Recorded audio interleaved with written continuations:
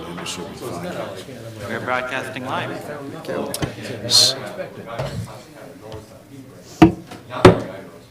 Good morning, everyone. Welcome to the council meeting of the Town of Mono on Tuesday, December 10th, 2024. This meeting is being conducted both in chambers and by means of electronic participation as permitted by Section 238, subsection 3.1 of the Municipal Act 2001 as amended, and the Town of Mono's Procedural Bylaw 2020-42. Residents are able to watch us live and later on the website. We do have quorum. Location of the emergency exits for everybody's edification are behind the council chamber. Members are free to declare pecuniary interest at this point or at any point in the course of the meeting, and I will be declaring an interest in the Orangeville Library budget as a portion of the proposed budget for the town, and I've filed my notice with the clerk. We would like to begin by respectfully acknowledging that the Town of Mono resides within the traditional territory and ancestral lands of the Tiatonte, Attawaddaron, Haudenosaunee, and Anishinaabe peoples. We also acknowledge that the Town of Mono resides within the treaty lands named under Treaty 18, the Nottawasaga Purchase of 1818. These traditional territories upon which we live and learn are steeped in rich Indigenous history and traditions. It is with this statement that we declare to honor and respect the past and present connection with Indigenous peoples with this land, its waterways, and resources. I do not believe we have any proclamations. No, Your Worship, we don't. Thank you. Public question period? Oh, sorry. Approval of the agenda. What am I thinking? Okay. The council approves the agenda of session 21-2024 as circulated. Moved by Deputy Mayor Nick, seconded by Councillor excuse me, Mantle. Your Worship. Did Yes. you want to add something to the agenda? You had mentioned that you may want an additional in-camera item added to. Yes, thank you for reminding me on that. And that would be a discussion of a specific property that is currently under town scrutiny. Do we need to specify the municipal address? No, Your Worship, just that there will be a briefing on bylaw enforcement. Thank you. Thank you. If I could, with the indulgence of council, add that to the agenda as circulated. I have a mover, seconder, any opposition? Yeah, I missed that. And that motion is carried. Minutes. Mm-hmm. I have a motion that council approves the minutes of sessions 19-2024 and 2024 as circulated. Do I have a mover for that? Councillor Capes moves, seconded by Councillor Mantelo. Any opposition? And that motion is carried. Now we go to public question period. Fred, anything submitted? No questions were submitted in advance, Your Worship. Thank you. Anyone in the gallery has a question they'd like to put to council? Seeing none. Anyone online?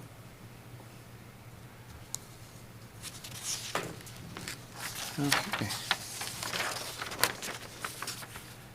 So we have a delegation from the Credit Valley Conservation Authority here today. Quentin, if you'd like to come forward.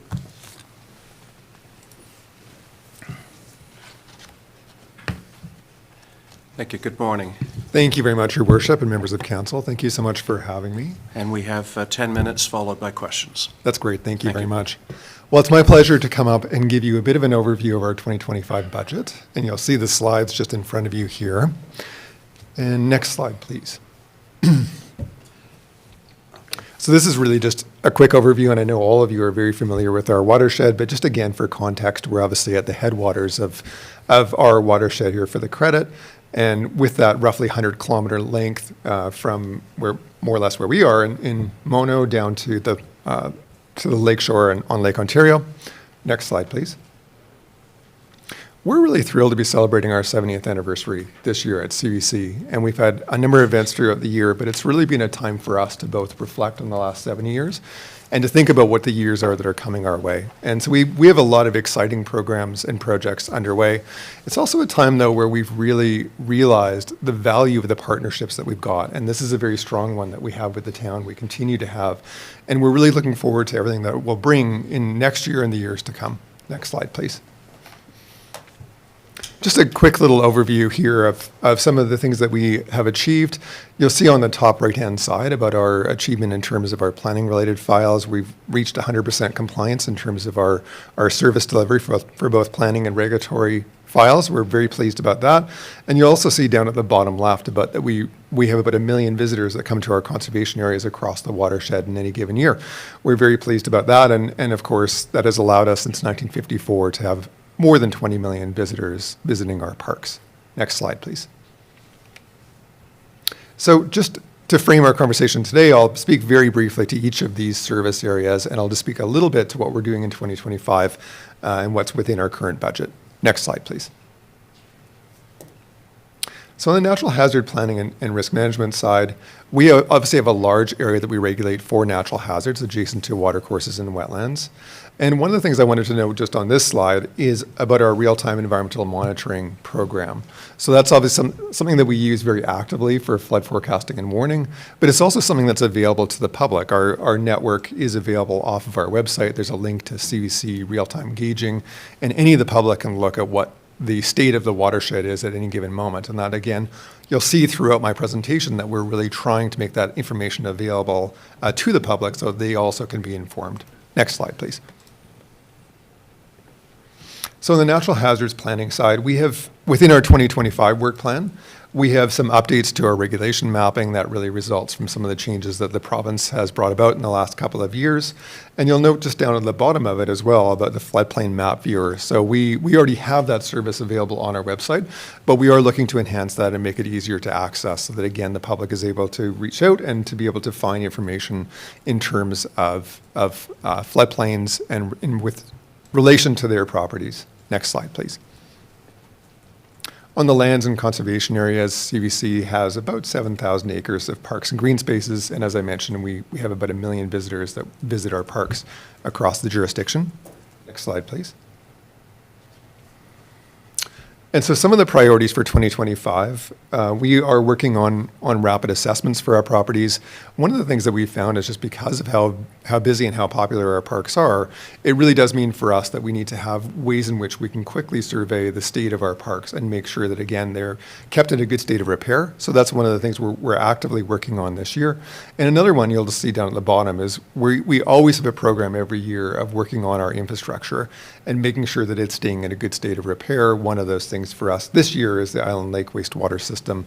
That's been on the books for us for several years. It was flagged by the province a few years ago that it needed some action, and we're very happy to be able to do some major upgrades to that system this year. Next slide, please. On the watershed studies and strategies, this is really our guidance for the watershed as a whole. So we did our first watershed plan back in 1956, and we are working through a multi-year process at this point to update our watershed plan. Next slide, please. And so within that, one of the things that we are doing is creating a watershed hub. So I had mentioned before about how we're finding opportunities to provide some of this data, make it more available to the public. This will be another one where a lot of the science that we've been able to pull together for the watershed plan, we'll be able to bring together in one location and, again, make it fairly easily accessible. Next slide, please. On the environmental resilience side, this is really a lot of our outreach and education programs. You'll see that then on any given year, we have about 40,000 residents that we would annually engage in those programs throughout the watershed. Next slide, please. And so some of the things that we have on our agenda for 2025, you'll see again that we have about 500 events that we will host this year in 2025. I want to pause a little bit on the middle one, on the Adapt4 tool. We have a nursery down in Caledon, and one of the things that we try to do in our nursery as well is that we realize that as we plant the trees of today, that as they're there for 50 and 100 years, the climate in which they will exist at that point in time will be very different than the climate we have today. And so our Adapt4 program is one of actually looking at what are the tree species and the plant species we need to be planting today that will be resilient for tomorrow. And that's not just for our knowledge, it's really so that we can share that with all of our municipal partners, so that as you're doing your work, we also have that scientific guidance to give you in that regard. Next slide, please. So just in terms of the corporate services, this is obviously our enabling services that allows us to do the great work that we do. Next slide, please. Some of the things that we're working on this year are really around trying to bring together some of our internal systems, which will allow us to have greater efficiency in the work that we do internally. That's going to bring together IT and HR and things like that, and more synchronization within our systems. Next slide, please. So I'll just, within the next few slides, I'll give you a little bit of an overview of our 2025 budget. Next slide, please.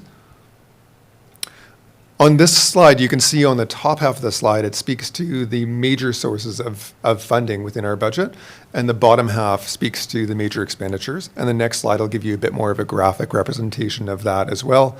But what I will say just before we go to that is that our change year over year for 2025 is a 4.1% increase. Next slide, please. And I'll speak in the slides to come about where some of those changes are in 2025. But here you can see the major sources of revenue on the left-hand side, which again, substantially are from the various forms of municipal support that we get from our general levy, our special benefiting levy, and the partnership programs we do, as well as our user fees. Those are all there on the left-hand side. And on the right-hand side, the principal area in which we are spending that money, again, is in our personnel and our staffing for our programs, but then also in some of the actual program creation and on-the-ground work that we do. So those would be the major components of that. Next slide, please. So within the apportionment, really this slide is just to say that we're very pleased with the value that we're able to provide across the watershed. One of the things about the Conservation Authority model is that it leverages the ability, when multiple municipalities are working together, for us to be able to do programs that benefit all the municipalities and come at a cost that's much less than it would be for one individual municipality. Next slide, please. So within this, I think you probably hear me every year saying that our funding formula substantially works on the modified current value assessment, the numbers that MPAC gives us. And so those do change a little bit every year, and you can see on the column on the right-hand side how those numbers changed between 2024 and 2025 based on what the province gave us. And with the exception of East Garifraxa, substantially they were very stable, as they typically are from year to year. Next slide, please. So then in terms of the apportionment by municipality, you can see all of our funding municipalities on the left-hand side. You'll see the town of Mono, just 3 up from the bottom there. And so our 2025 apportionment is $16,227, or a change of $634 from 2024. Next slide, please. And so this is just a little more detail. Again, if our budget is comprised of a general levy and a special levy. The general levy generally corresponds to the mandatory programs that the province has prescribed for us to do. And so this, in the general levy, you'll see again, it relates to a $515 increase, or 4.1%. And this is again inside of the numbers I just provided to you before. This is just breaking it down into further detail. Next slide, please. This is the other component, which is the shared special levy. So these are the programs that we partner on a watershed basis. Generally speaking, they're education and outreach programs, as well as some of the enhanced monitoring and things like that we would do. And that's where all of our municipal partners agree that these are priorities within our watershed. And so you can see, just again, third from the bottom, that change is $119 for 2025 from the 2024 numbers, and 3.9% change. Next slide, please. So in terms of the categories I mentioned before, again, the middle column represents all the programs that the province has prescribed as being mandatory for conservation authorities. And the ones on the right-hand side are those programs that, again, we do through collaborative partnerships with our municipal partners.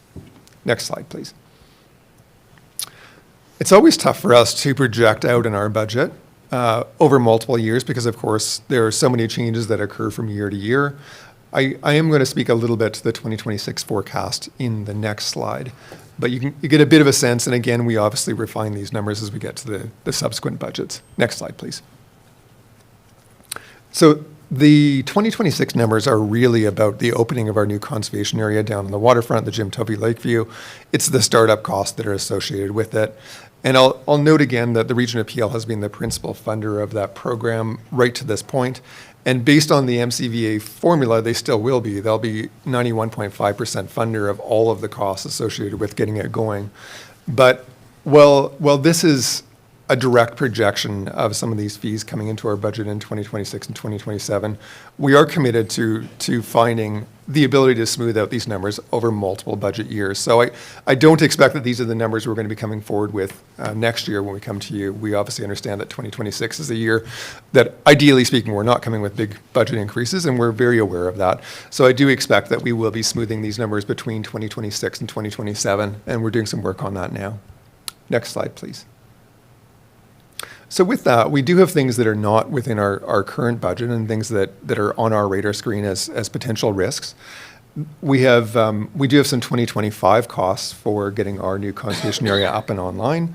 Those are ones that you can see the $700,000. That's one where we're working directly with the Region of Peel to find the necessary funding to get it up and running. And because, again, it has very specific benefit within that. And down at the bottom on the Black Creek Sub-Watershed Study, that's something we're working very actively with Halton Region to find some funding for that. That is really to implement the next phases of both floodplain mapping and the Sub-Watershed Study that was done there. But again, that's a specific funding ask for Halton Region. Next slide, please. We're also working with both Halton and Peel on hazard tree management because we do realize that, again, with how busy our conservation areas are and with the changing climate, the extreme weather we're getting, we really need to be out there and making sure that we're managing our forests and our trees where people are directly interacting in those natural areas. So that's a program that we're working on, and we do have specific asks of both Halton and Peel. Again, they're not reflected in the kind of budget that comes forward to you. They are very specific asks that we have, but they are ones that we do want to highlight because, again, these are things that are outside of our formal budget, but that are still significant pressures for us. Next slide, please. And then these are the longer term things that are on, while we're looking, of course, to a year or 2 years from now, we also need to look to 20 years from now and make sure that we're looking to the long-term future of our facilities and making sure that they're serving the needs of our population.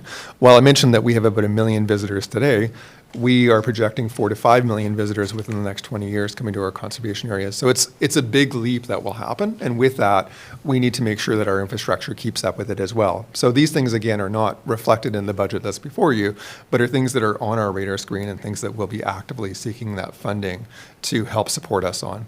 And on the next slide, I'll speak a little bit to some of the external funding we've been able to get, and that's one way that's been extremely fortunate and helpful for us to fund some of those things, including I mentioned about the Jim Tovey Lakeview, our new conservation area. We've been able to receive $4.14 million from the federal government, which we're using to help offset some of the costs on that this year. We've been replacing a lot of our trails across our network and constructing new boardwalks.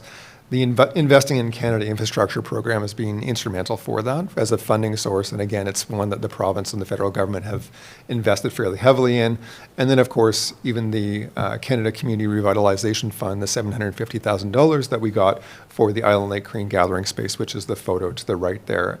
And so, which allowed us to fund that program substantially between grant funding and from our foundation. It was exclusively funded through those means.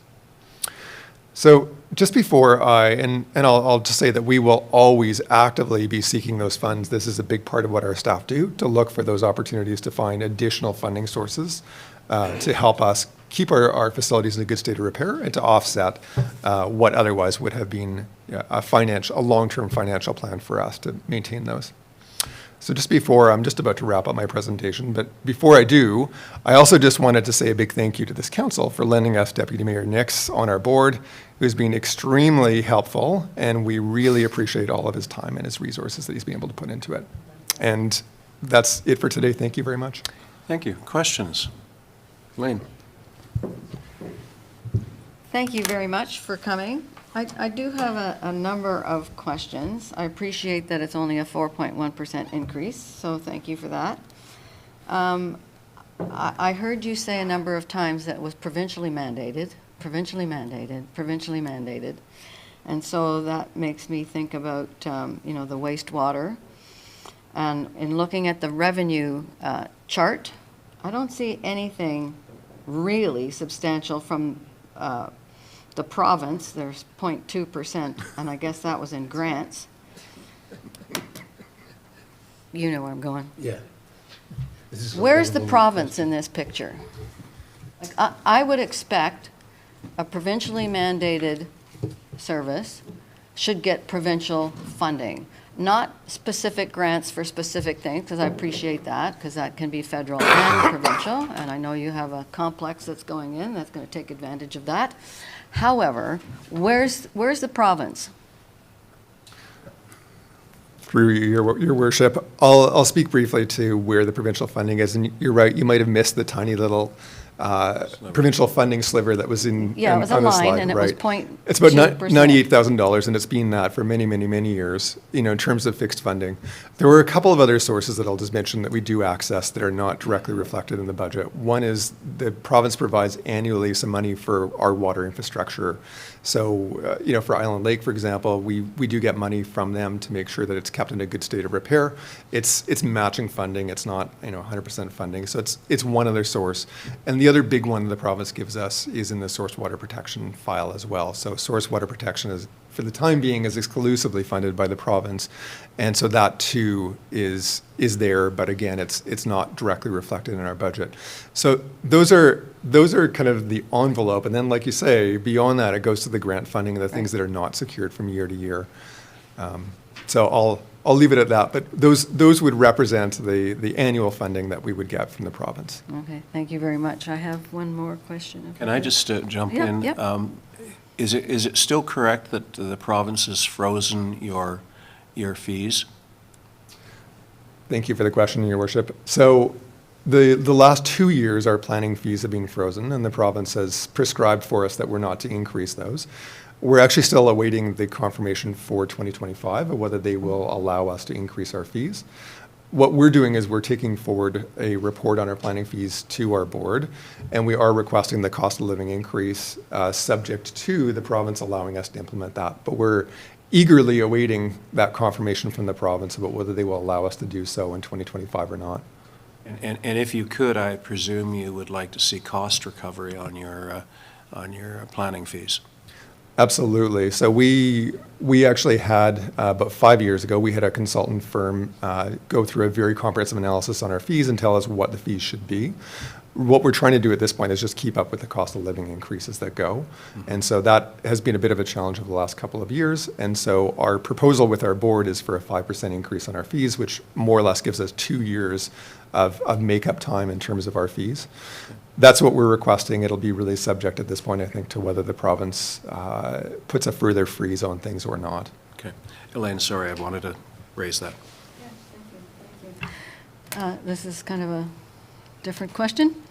I want to understand the partnership and how that impacts your forest management with Dodds McNair and their tree program at Island Lake, because they've planted many trees there.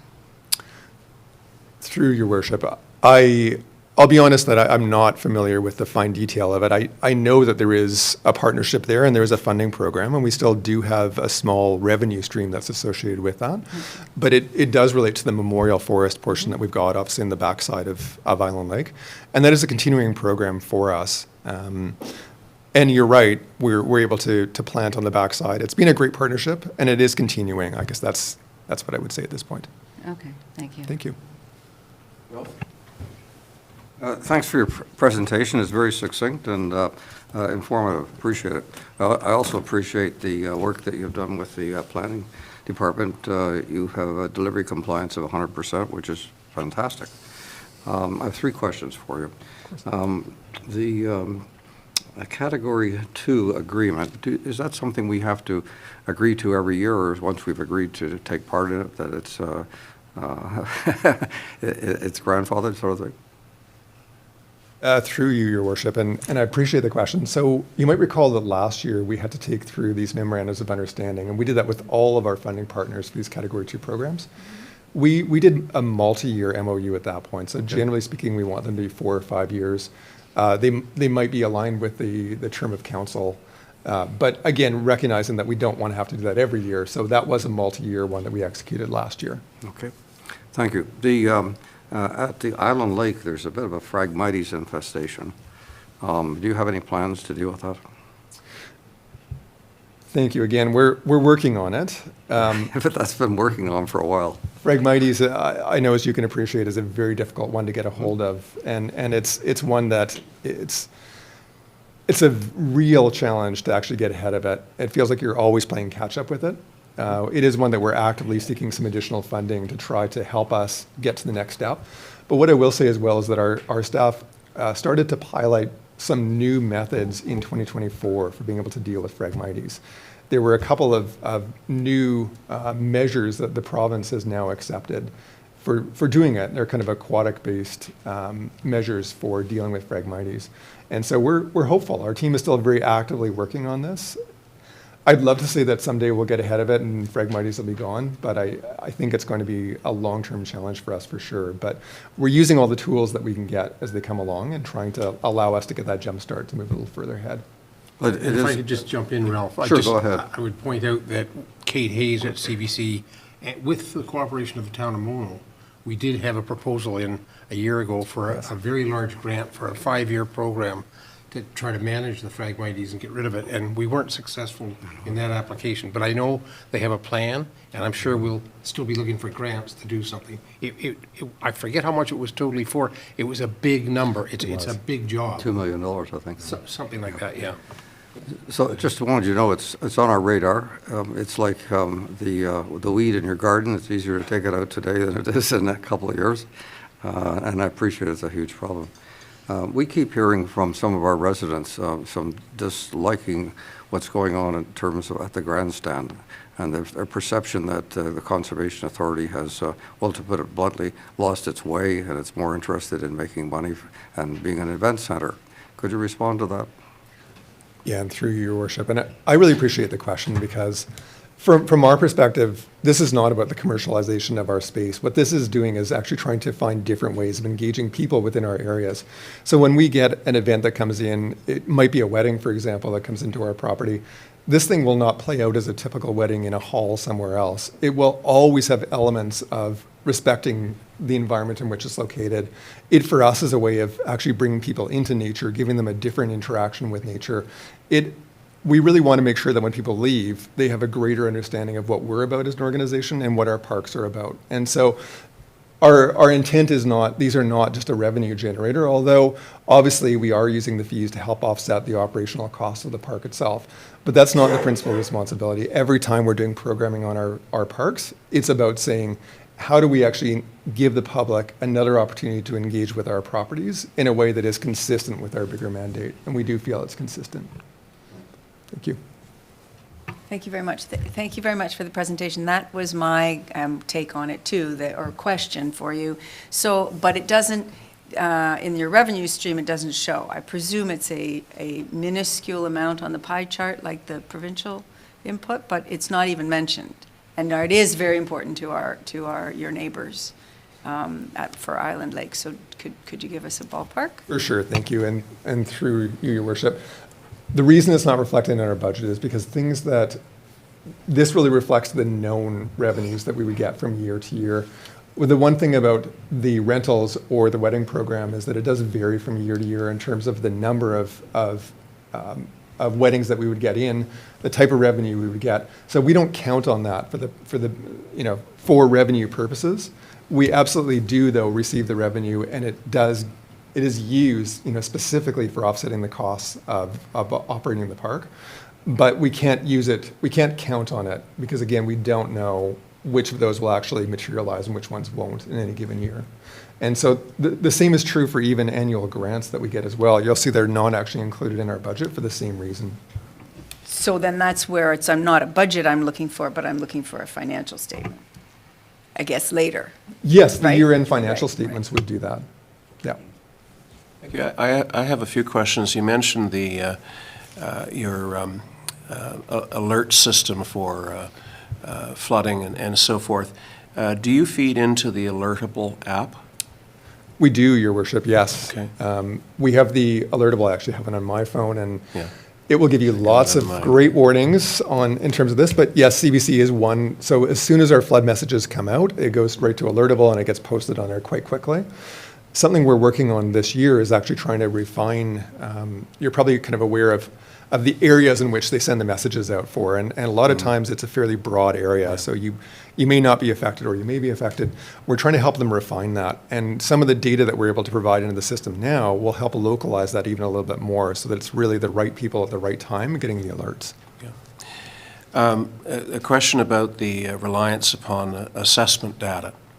As you know, the assessment system is subject to a freeze currently, and it's anticipated that that freeze will probably come off, I presume, after the next election, because the impact of that freeze coming off is going to be quite catastrophic, quite frankly.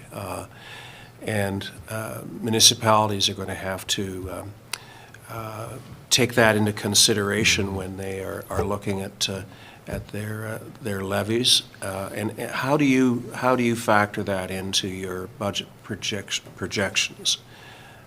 Will you scale back your levy to offset the increase in assessment that you get as a result of the formula?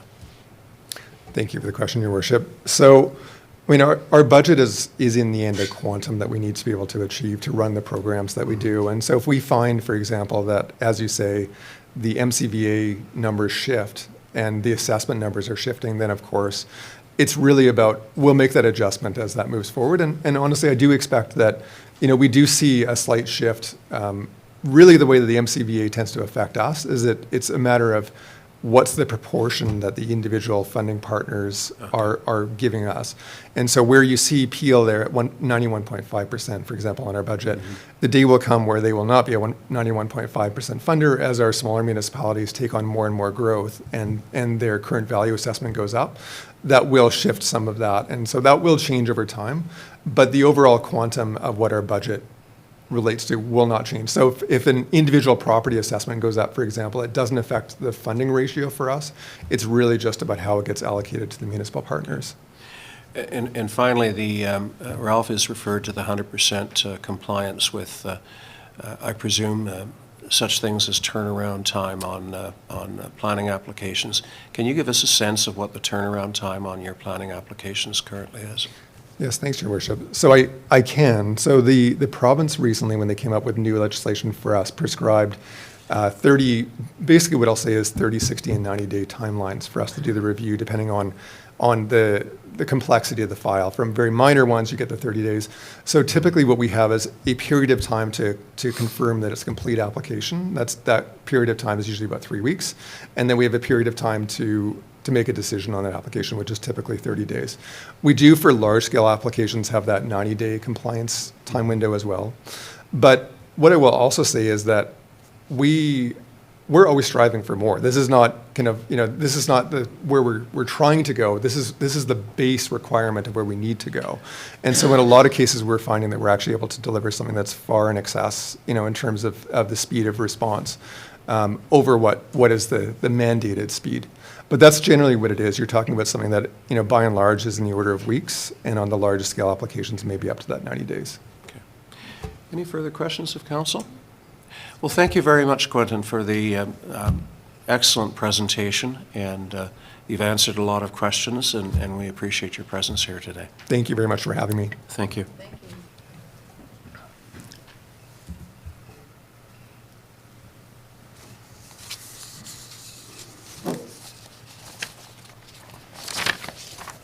Okay. Next item is unfinished business and deferred council matters. We have our list. Anything arising from the list? Elaine? Thank you. I wanted to suggest that we still have some estimated dates to come in. I know that we're expecting those. I would like to suggest that number 19 is a low priority, and I think we have other things that are a higher priority that we should be dealing with before we consider that one. So there are more pressing issues that are possibly related to planning, but maybe assigned to the clerk.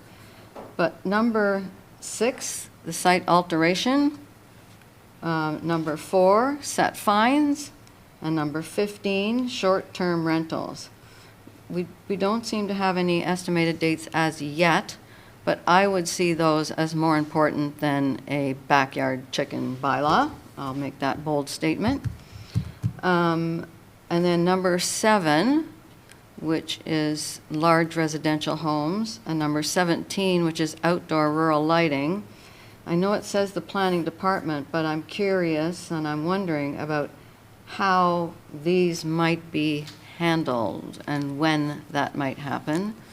So I know that one is included in the zoning bylaw update. But anyway, those are just thoughts. And number 5, which is the data collection for the access to Lynn Gibson. I will be happy to see that cleared because we've been collecting data now and I'm not sure why that's taking so long. These are just my thoughts. And number 16, county building services. I would like to, through the mayor, ask the treasurer, sorry Les, what, if any, are the financial considerations about that one? Do we have an idea? Okay, let's start with Les, and I'll defer to Mike. Okay, thank you, Councillor Capes, through the mayor. I've been putting some thought into this report. We don't have the development for our home building department. If you recall, when we just finished the development charges study, the most we would create per year, based on the study, it was an estimate of 15 lots per year. So if you're looking at the cost of a building department, you have at least one chief building official. You probably have an administrative assistant. The cost of salary and benefits would not, well, would far exceed any permit fees.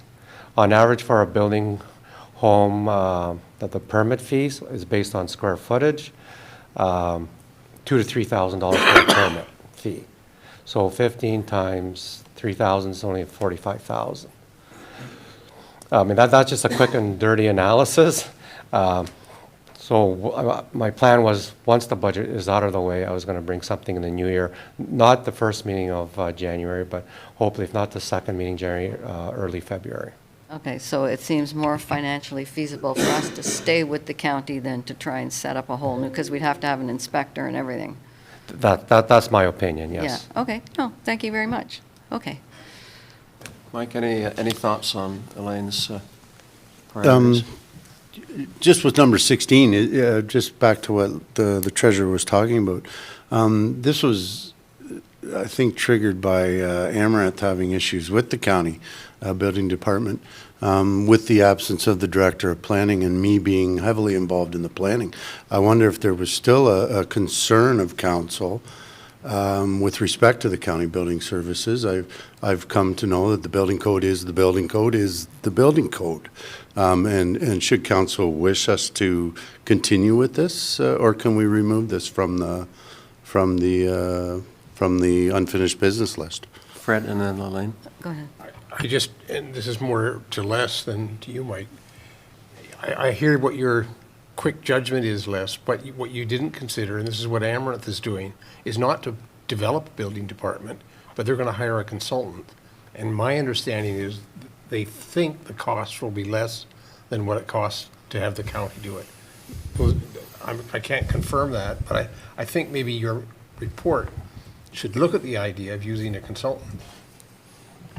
So And then you're, Mike. sorry, Elaine. One of my concerns is that people ask me questions about what's going on here, and I have no idea, because we've never seen anything. Like, you know, that, I keep mentioning that big mega home that is being built right now.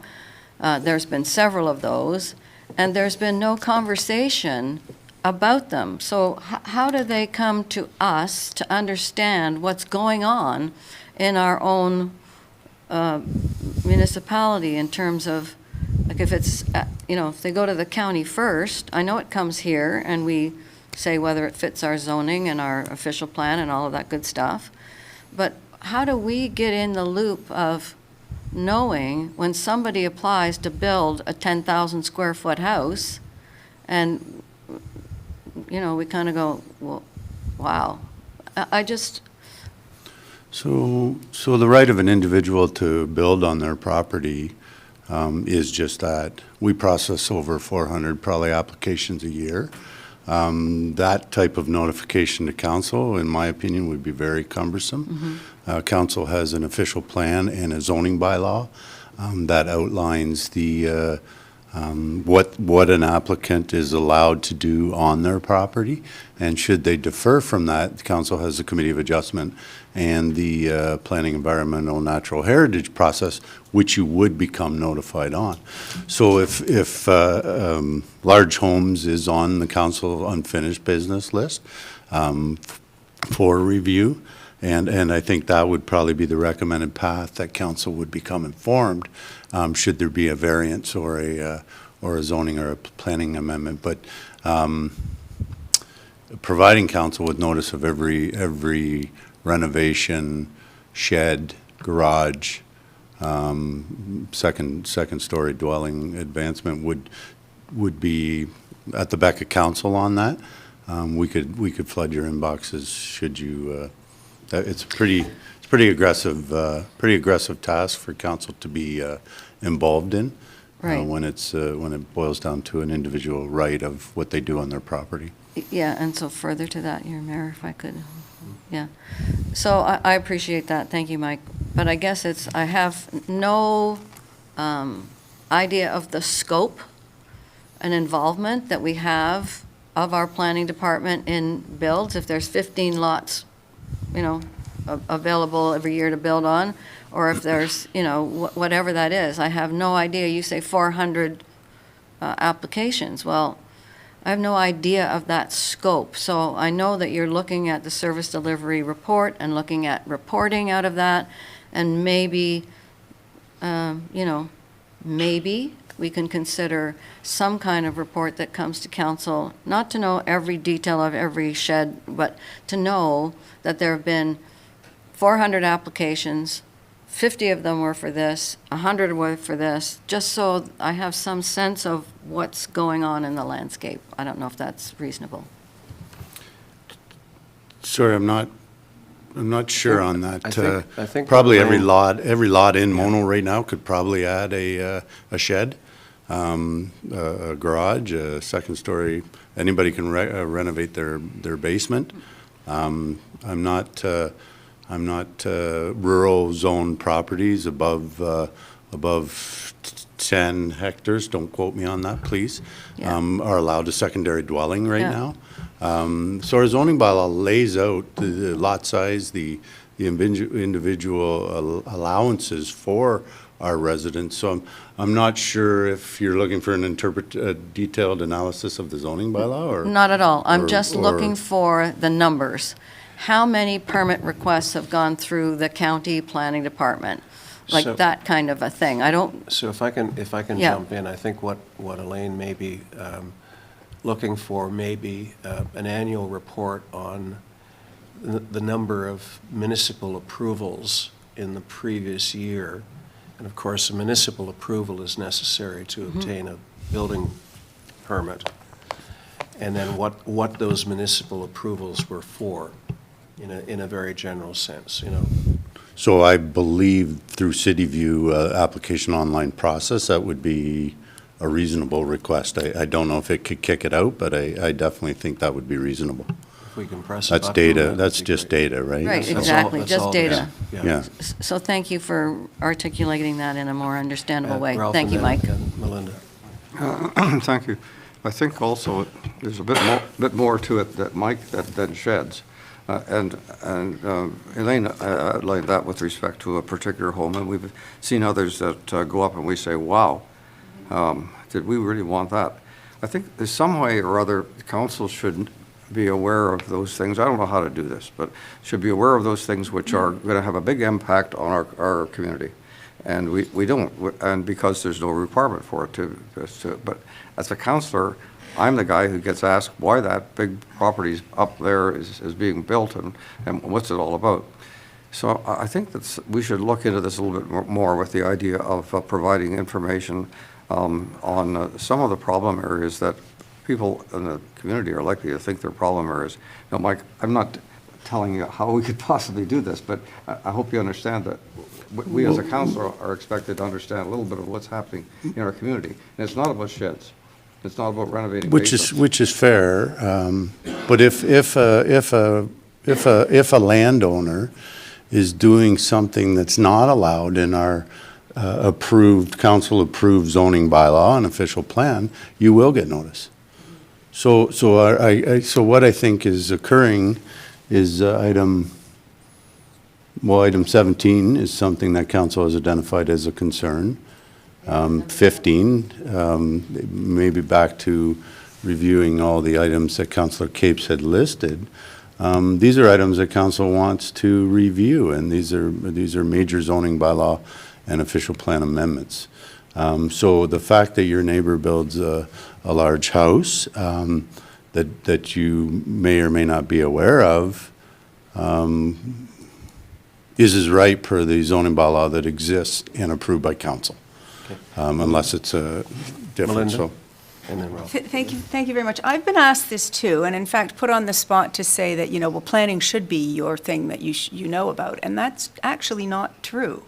We're decision makers, and so the laws are there, or the rules are there. We have staff that implements them, and there are, like, for example, the last one that I was asked about, when it's like, okay, I'm put on the spot, fine, I don't think it's something that I should have my finger on the pulse of, but okay, I'll find out about it. And it was like, well, it was an NEC permit, not a town permit anyway. So I think it's overstepping our bounds to say that you want a list of things for what? So that you can individually start overtaking what the planning is? So an annual report makes sense as just an overview of just exactly how much building and so on is going in the town. But if it's just a nosy Parker, because it's there, because it's beside them and they're upset about it, then our job is to direct them to the appropriate place to find out the information, not to start into a discussion about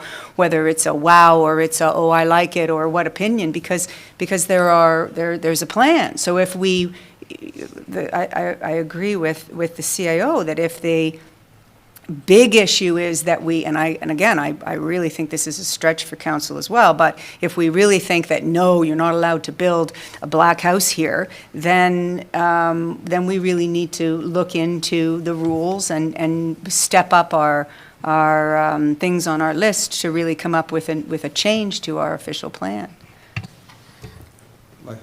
Oh, go ahead, Ralph, and then. So it's, just to be clear, I think my interest, and I suspect Elaine as well, is just to have information. It's not to intervene in decision-making at all, not at all. And that's what I hear from you, Mike. Just to know what's going on. We all have a strong affection for our community here, and we like to know what's happening in it.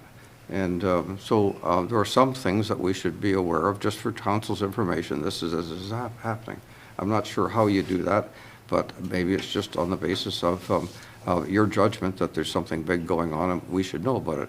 And not to criticize it, not to investigate it, or not to look at the planning department, but just for our knowledge, because we love this town and we'd like to know what's happening.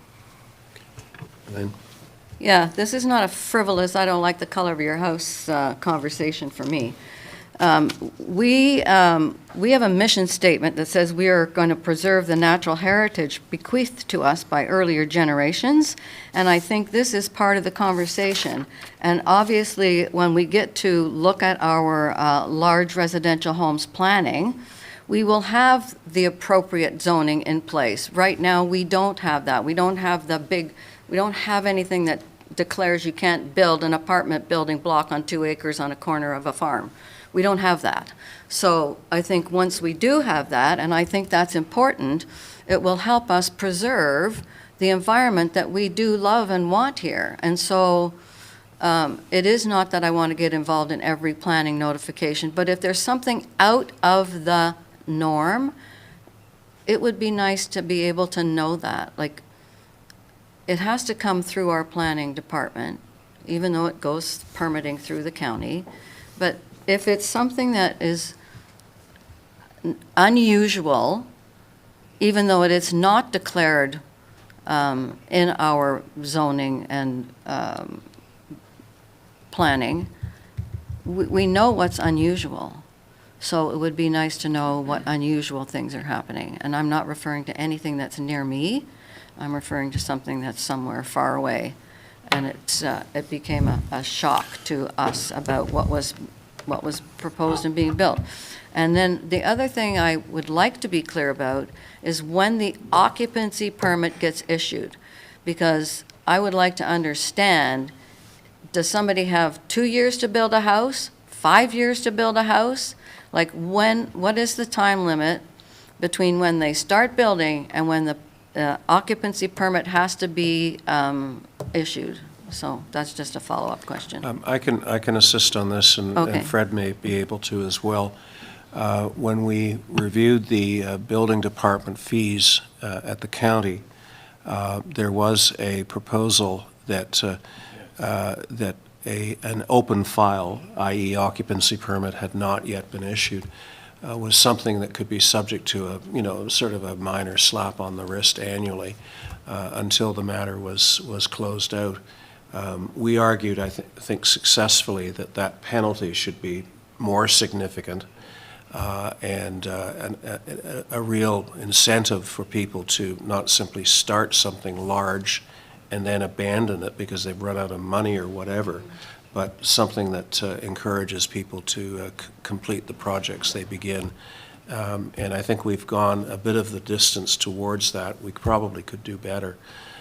If I can just suggest that I think the large residential homes planning report, i.e. monster homes, we give it a moderate designation here, or pardon me, that's ease of implementation is modern.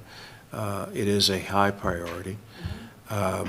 I think that's 3/4 of the kinds of questions we get. And it's hard for us because we have to say, under our current regime, it is permissible, unless it's an outrageous zoning thing, which then comes to the Committee of Adjustment and so forth.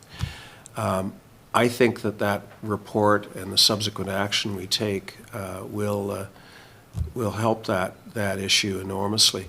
The other thing, remind Council that when we did our development charges, we did distinguish between an ordinary typical home versus something extraordinarily large, and we did so on the basis of the number of bedrooms, I believe. Right.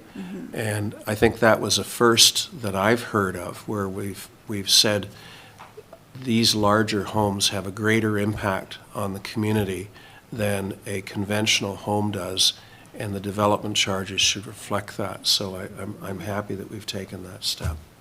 Thank you. Thank you, Mayor. And that's a good point. But it also, the idea now that we can have, I mean, if it's one home with 5 bedrooms is more, but also the fact that everybody's entitled now to build a second home with 3 bedrooms on their property too, right? Like it's kind of at loggerheads with respect to us wanting to keep our serenity and our beauty by not having big houses, but we could also have, end up with 2 smaller houses that ended up with the same increased impact on the services that we provide, right? So, just, Your Worship, just a couple comments, and then I think we can close this off. So the Build More Homes Regulation and Act, that's for fully serviced properties. We don't have we have one development that's wastewater, that has wastewater, which is Fieldstone. It's built for 344 homes. It's not like we have a regional solution to our wastewater. So the thought that everybody in the town of Mono can build a secondary dwelling, it does not exist. It is allowed in our current rural zoning bylaw, though, based on acreage. But that's full individual septics. They have to do that. But somebody, for example, somebody in Cardinal Woods can't put a second dwelling on their property because there's no wastewater services. So that thought of all the applicants that are coming through now are definitely like that. With respect to our control on properties, though, with your comment, Councillor Capes' comment on a 5-story building on a corner in the middle of nowhere, that we're controlled. You have zoning. That is your zoning bylaw, and it's in place to generally to allow housing in the farming community. I'll call it rural, and there's a few commercial properties that are vacant throughout the town, but generally Mono is set up to accept housing on our rural lands. The size of the house also generates some revenue for the town based on square footage, and I know that shouldn't be at the forefront of our thought process. But it's very apparent to me from this conversation that definitely, Councillor Capes, you have a concern with our zoning bylaw. I have added monies to update that in the 2025 budget. I've also put aside monies to update the official plan, and these are when these comments become council's prerogative to implement. So that would probably be better left for, but that's the time to get your vision of Mono across in our official and zoning bylaw. With respect, I'm also hearing, council would like to be involved better with what's happening in the community through Councillor Mankdalo. I will look into the building permit and the annual monthly reporting. To me, it's data, and it's something that I think should be possible. If not, it's something that the planning technician could look at every month or every 2-month reporting, with the expectation that once they're in the City View portal at the county, that they are obviously not a minor variance, or they are allowed. So that would be sort of the direction on that. So. With that, are we okay? Are we looking at removing the county services of building, or can I come back with a timeline on the zoning bylaw and perhaps a building permit report or something coming to council? Fred, go ahead. I still, because I've talked to the people in Amaranth, Okay. I don't know whether they've made the right decision or not. They think they have, and I simply would like to know, Les, whether... So my understanding of the Amaranth deal is a two-year freeze on prices, so it's exactly the same what they're paying right now, the residents, because this is a revenue, this is a nonprofit service, right? Pay for the staff. So my understanding is there's a 2-year freeze on any change in building permits. With the 3rd year, we know what'll happen. The inspection process, I understand, is a virtual process. No site inspections no actual physical site inspections will be implemented, and it becomes a virtual. So the builder would submit photos, and this happens the odd time, especially when you're waiting to pour foundations and it's going to rain that afternoon, and you need county approval before you can drop the concrete. So it does happen, but perhaps a more detailed review on what Amaranth would be is doing is in order. Well, it's not just, okay, the fees are frozen, but it's also service levels, like whoever they're using, whoever they're hiring to do it, So, Are they and doing that's a the better question, job? that's the question I ask council, is I have no reason to think that the county has provided us a missed service, so, and I think, so I'm trying to figure this out, because if council can provide staff with the unhappy residents' complaints or the concerns, Well, then. Mike, you know that John and I have had personal experience with I understand that. service I from the county understand that that. is less than satisfactory. Less than satisfactory, I understand that, but that's a private conversation about private individuals, I think, so. Yes, and that's what makes it awkward, is that this motion of Fred's stems not only from a desire to see whether we could perform this service one way or the other, obviously not was setting up a department, but it also was prompted by a number of instances where the service level, I would say, was less than satisfactory. And I mean, I know about those because people come to me, and they've come to Fred. There's more than one. There's more than two. Now, to the county's credit, they have dealt with some of these to the satisfaction of the applicants. But I think it would be premature to take this off the list while we're still investigating. And it's also premature from the standpoint of we want the county to be on notice that we want a higher level of service than some of our residents have been getting.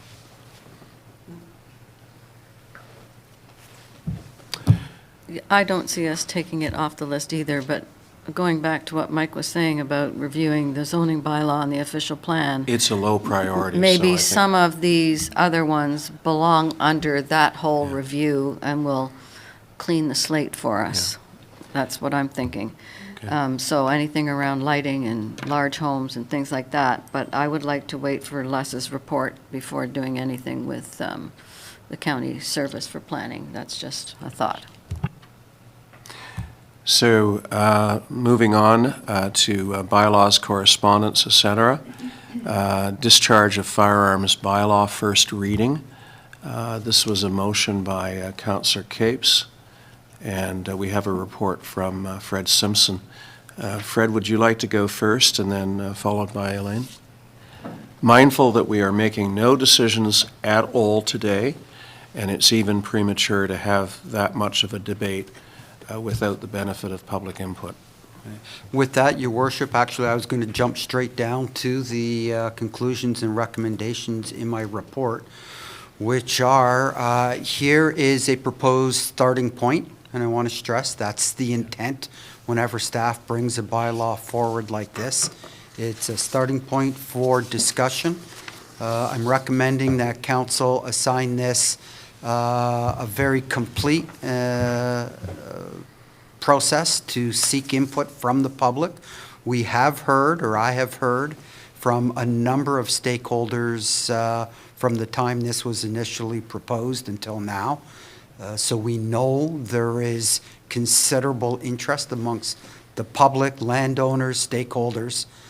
So I'm suggesting a full, complete engagement process that would start with the fact that a winter newsletter, assuming we have Canada Post, a winter newsletter would be going out third week of January, and a notice about this would be in that, and all of the other items that we would typically have.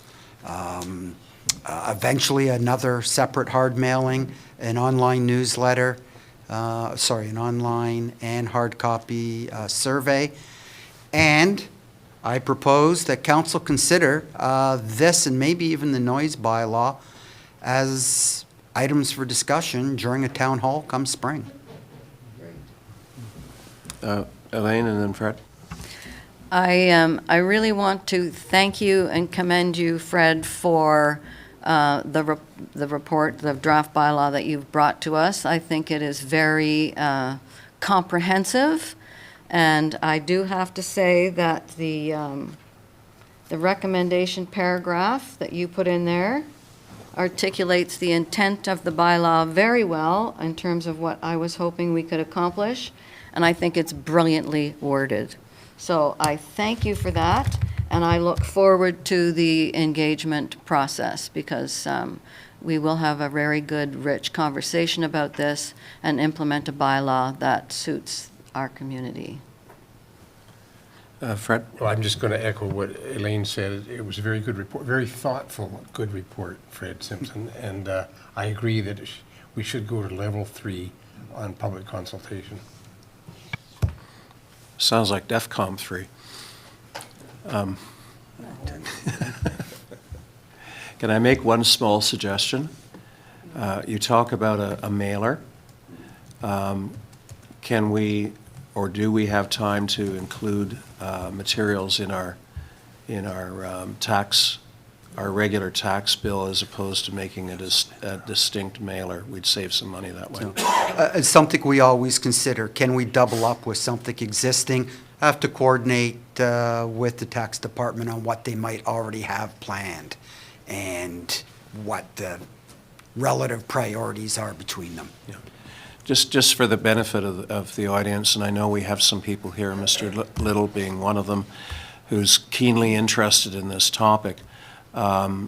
We have 3 different levels of public consultation, and level 3 is the highest level, which engages both our website, social media, inclusion in newsletters, and a mailer to the public. So we're giving this the highest priority in terms of getting public input back. Do we want input now? We've got people coming. No, I don't. Mr. Little, would you pardon us if we didn't call on you, and that you participated in the process that we're setting up? I leave that decision up to our secretary of the club that is our voice for our club. Okay. Dennis? Are you okay with that? Is this the first reading? We literally make no decisions at all. We just set up the process for public consultation. So I have a motion that we introduce and give the necessary readings to a bylaw to regulate the discharge of firearms and bows within the town of Mono, and that we assign public engagement level 3 to the bylaw. Do I have a mover? Councillor Capes moves, seconded by Councillor Davey. Any further discussion on the part of council? And we're good with our guests in the audience on that? Excellent, thank you. Call the question. Any opposed? Seeing none opposed, that motion carries.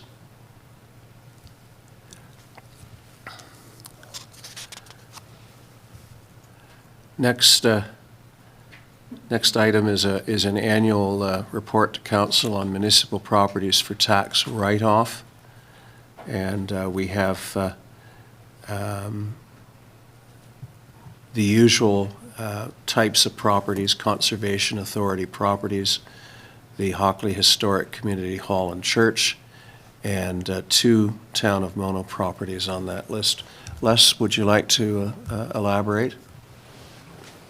Thank you, Your Worship. I think you pretty well summed it up pretty well. It's our annual list, and the reason they're normally municipal properties are exempt and not on the roll, but we do have municipal interest in these properties that are on the roll. So to treat them equally with municipally owned properties, I come to council annually to request a tax write-off. And Kathy has broken out the spread of taxes between the town, the county, and the school boards. Elaine? If I could, Your Worship, a question. I just want to understand what the column that says no support means. No support means that property has not designated a school support, whether it's public school, separate, or whatever. There's a formula to break that out. So once council passes it, then it will get allocated out correctly. Okay, and further, I want to make it clear that the Hockley Historic Community Hall and Church is not receiving this tax write-off because it is designated. That is not the reason why. That is not the reason why, Yeah, correct. Predates. Exactly. I just want to make that clear. And I do, yeah, you know, having had the Conservation Authority here to present to us this morning, and having a look at our budget and the overall increase for Conservation Authority service,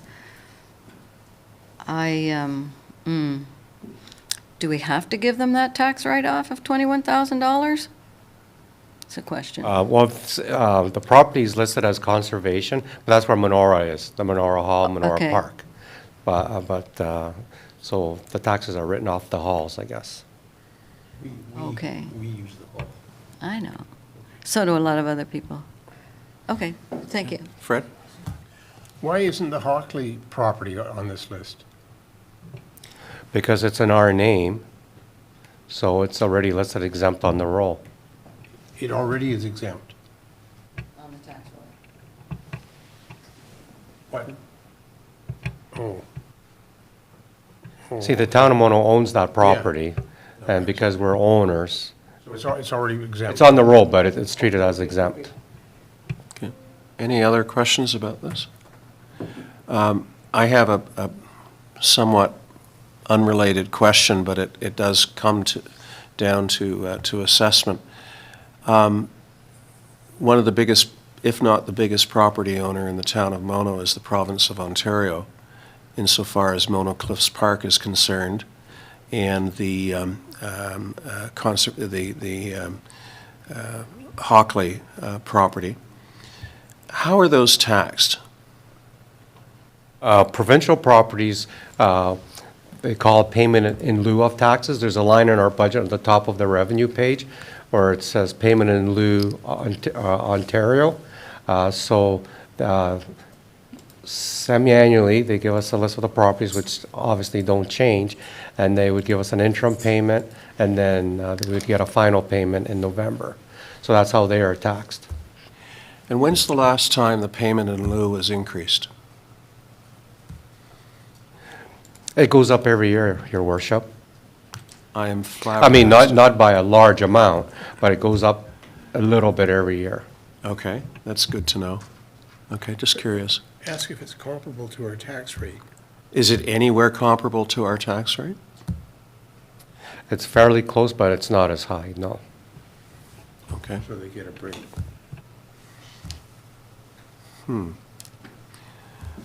Interesting.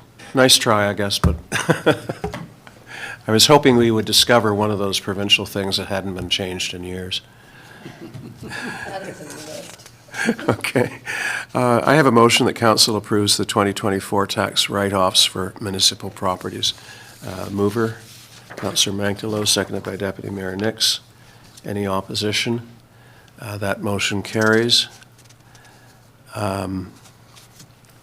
Next item on the Library.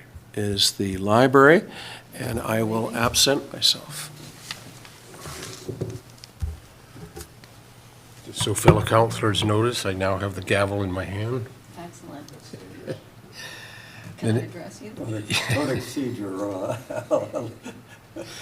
Fred Simpson, do you want to give your report on the renewal of the Orangeville Library Agreement? Okay. Council annually enters into an agreement with the library board. The details are in the report. The fee has been going up slowly every year, and this year it's gone up slightly again. Mono sees roughly 400 families that participate in the Orangeville Library, and the library charges us by actual households that participate in their services. Does anyone on council have a question? Elaine? I would like to know for comparison, if we know this, what the Shelburne rate is.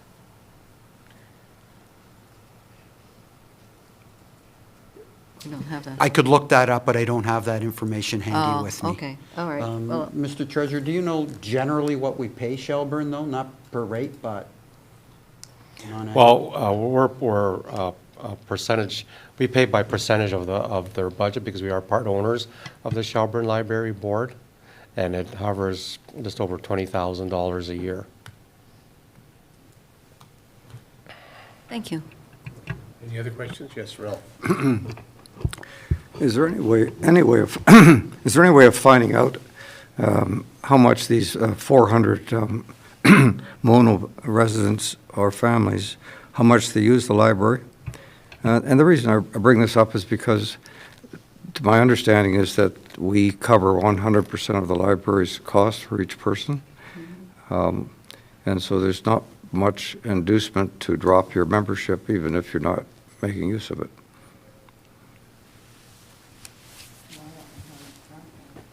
I'm not aware of what analytics that the Orangeville Library might keep on the uses by each member over and above the fact that they have a membership which is annual. I can ask the library if they do keep any additional analytics. I think it'd be very, very useful to know if these are active members or they're just possibly memberships that have allowed to continue because it just continues easily.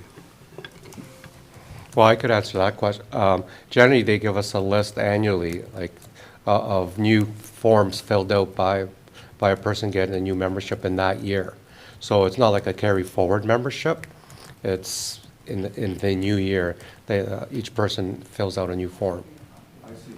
So all 400 people would redo their membership each year as an active process? That would be correct, yes. Okay, thank I you. mean, they might just use the library just the one time in that year, Yeah. but they did go in person, fill out the form, and then we actually get a copy of that form. And I would point out, unless you can give me the number, but 400 people times approximately $200 per person is roughly $80,000 a year. And going way back when, 12 years ago, when we were part of the Orangeville Library Board, our assessment back then was, Les, help me, a couple $100,000? It was over 200,000, it was approaching 3. Yeah. So in a sense, we're paying less than half we were more than a decade ago. By user. By user fee. Any further questions? Yes.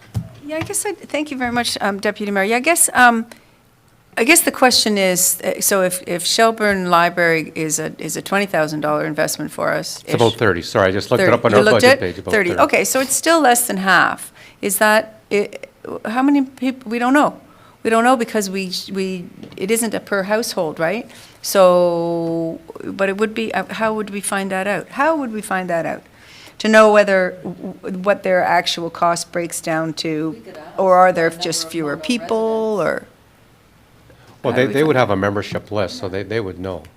It's a matter of asking them for, Okay. number of, if council wishes us to get that information.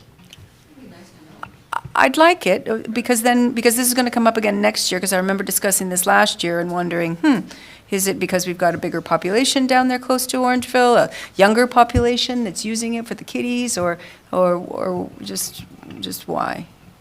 It's Well, so definitely, different. we have a denser population closer to Orangeville for sure. And I think that Shelburne Library would service the northern part of Mono, which is more rural than residential. But would I living in the, is the library service the same? If I'm living in the north with a little family, would I drive the 20 minutes down to the Orangeville Library for the membership because it's a bigger library? Like, I just kind of feel like I'd like a little bit more info on it. There is also the library in New Tecumseh that's available, the people who live north. Yeah. Okay, if there's no further questions, I have a motion in front of me that we introduce and give the necessary readings to a bylaw authorizing the town of Mono to enter into a service fee collection agreement with the Orangeville Library Board for 2025, substantially in the form as attached as Schedule A to the bylaw, and that it be signed by the Deputy Mayor and Clerk for the town of Mono, sealed and engrossed in the bylaw book. Do I have a mover? Elaine, seconded by Ralph. Any opposition? That motion passes. You can. I'll see if I can find it. No, we got it. Sorry,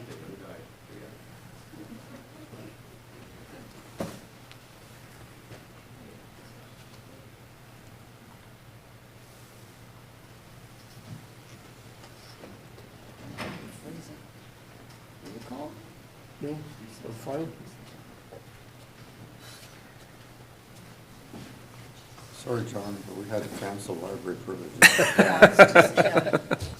I know nothing. Thank you, Fred. Next item on the agenda is the Island Lake Drinking Water System report. So, Council, as an annual reoccurrence, the Ministry of Environment comes into our drinking water systems. The draft report for Cardinal Woods is being reviewed right now, and the Island Lake is completed, and it was for a term of July 17, 2024 was the site inspection. So there was one non-compliance with respect to the contact time and the contact chambers in both the Coles and the Cardinal Woods system not matching our drinking water works permit text on how we were monitoring that. So that was highlighted. And should council have any more questions on that matter or the report itself, I'd be happy to answer that. Fred, and then Ralph. Yes, I was going to ask you about that one issue of non-compliance. I ask you because it seems almost every year that we have some little non-compliance issues, which makes me worry about the operator. You can address that if you want. But what I'm more curious about is if the primary disinfection chlorine monitoring thing was not as per where it was supposed to be, I tried to find in last year's report. I don't think it was mentioned. So is this new, or did we change the position, or why does it show up this year? So in 2005, generally was when the Island Lake and the Cardinal Woods systems were, that's when the water tower was built. That's when we started to move away from the Purple Hill water system, which predates me, but and that followed suit with respect to the Walkerton inquiry that occurred in 2000, I believe.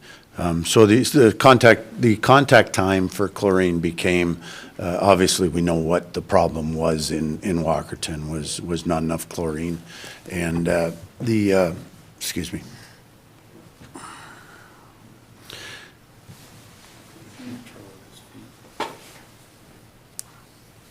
Sorry, I'm just having a few problems here. The contact chamber obviously became a highlight of all design and all systems. So we had our system approved in somewhere around 2019, 2020. The ministry started to really dig into this contact chamber contact time, and they started to doubt a formula that was utilized that they approved, and the initial recommendation was that our contact chamber was not supplying an accurate representation of the water that was going into the drinking water system. The result was a larger contact chamber. It was the request. These are 1 meter diameter pipes that are 2 to 300, or sorry, about 100 meters long, maybe 75 meters long. A very expensive upgrade to our system. So we worked the last 3 to 5 years to work with the ministry, Azid Ahmad, the director, on the permits branch to ensure that the water that was entering into the system actually was representative of the chlorine analyzers. There was a bunch of back and forth trying to help the ministry understand our new formula that they had recommended in absence of an infrastructure upgrade. So this became approved by the ministry 2023, and the drinking water works permit needed to be updated, and unfortunately that didn't occur. So that's really the non-compliance here is that we didn't match, although we did have discussions all along with the ministry. So while we worked with the ministry to get our processes into a form that they were satisfied with, we didn't finalize the last step, which was updating a drinking water works permit, so. Follow up. The requirement was that you do an amended application by November 30th. Was that done? Yeah, so that's, we've asked for an extension, I believe, but the conversations with the ministry are in line with their recommendations. So, like I say, we're doing the Cardinal Woods one right now as well. Same inspector, same group. So the town of Orangeville is updating the drinking water works permit for the Island Lake system, and there will be some requirements for the Cardinal Woods as well. So. Elaine and then Ralph, go ahead. Thanks, Mike. I understand this is your swan song for this reporting. There's on Appendix A, this is a summary, I guess, of what's gone on ahead, and I may have missed things, but the treatment processes, there's 21 out of 189 non-compliance. Can you comment on that? Sure, if you could just provide me with the page of the inspection. It's actually not a page because it stops paging them at after the main document 22. So it'd be page 23 or 4. It's Appendix A, inspection rating record. Right, so that's the treatment processes. That would be the point system penalty for, we'll call it a penalty, I guess, that they apply because chlorinization is regulatory. Mm-hmm. Chlorinization of the water is regulatory, and I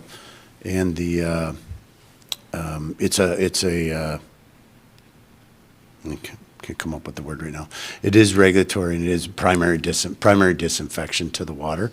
So it would be a fairly high point system that they utilize to reduce that 189.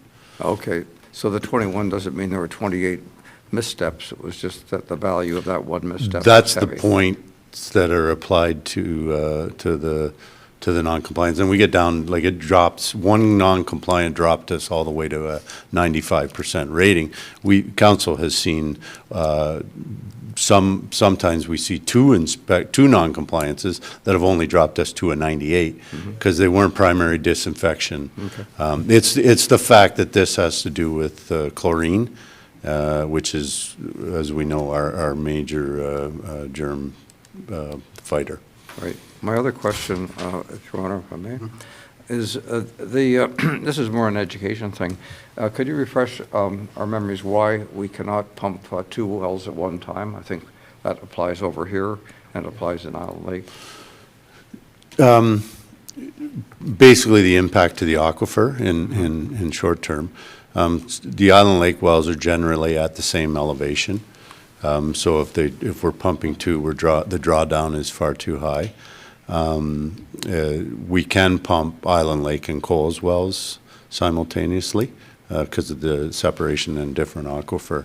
But generally the wells, with the quantity of water that's stored in the water tower, the only time we would need to think about pumping wells at the same time would be after a fire during high use but generally the impact to the aquifer is, and they do have drawdown effects on each other, and it could cause cross turbulence, which would cause turbidity in the water. So, so generally those are all inspected through the hydrology reports.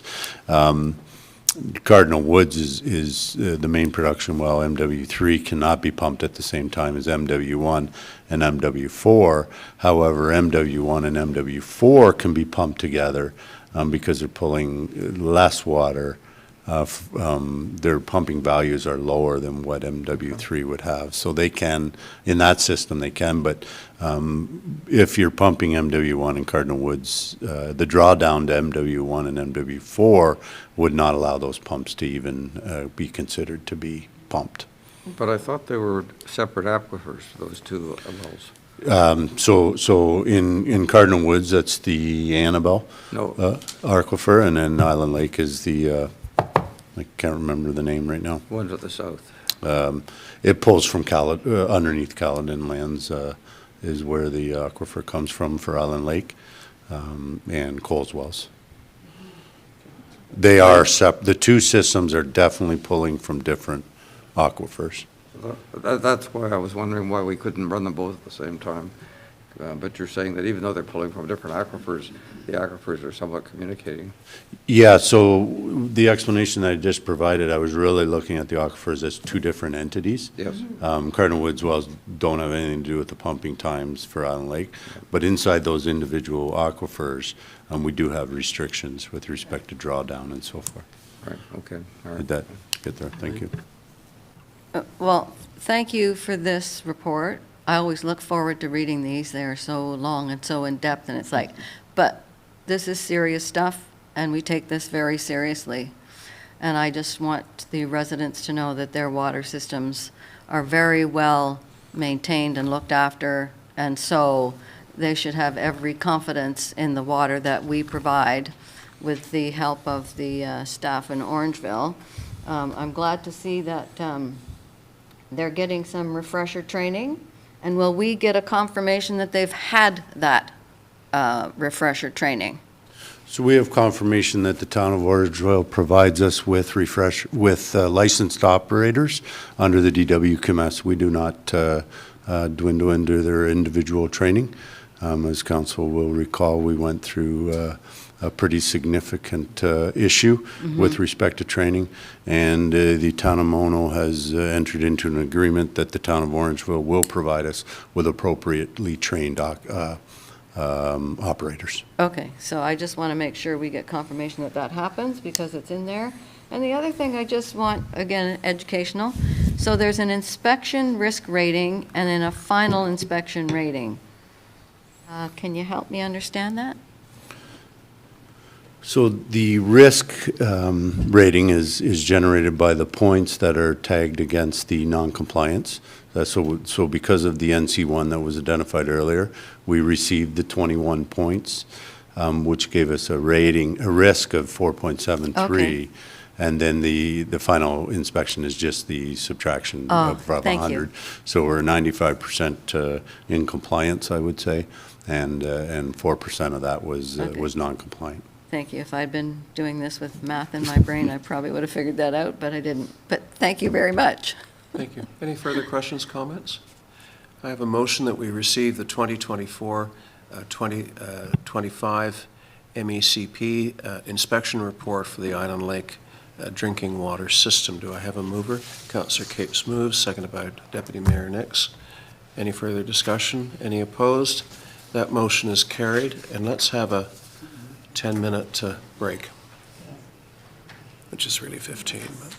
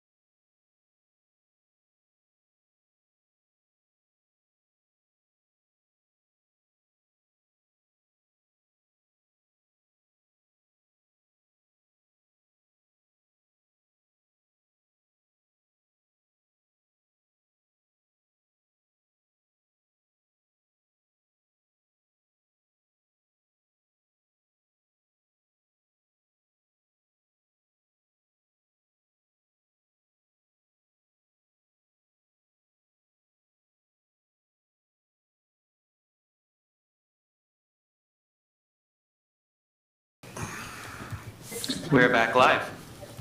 Thank you. Next item on the agenda is the 2025 budget, and we have a memo from our treasurer. If I could just say a couple of words. We started off with an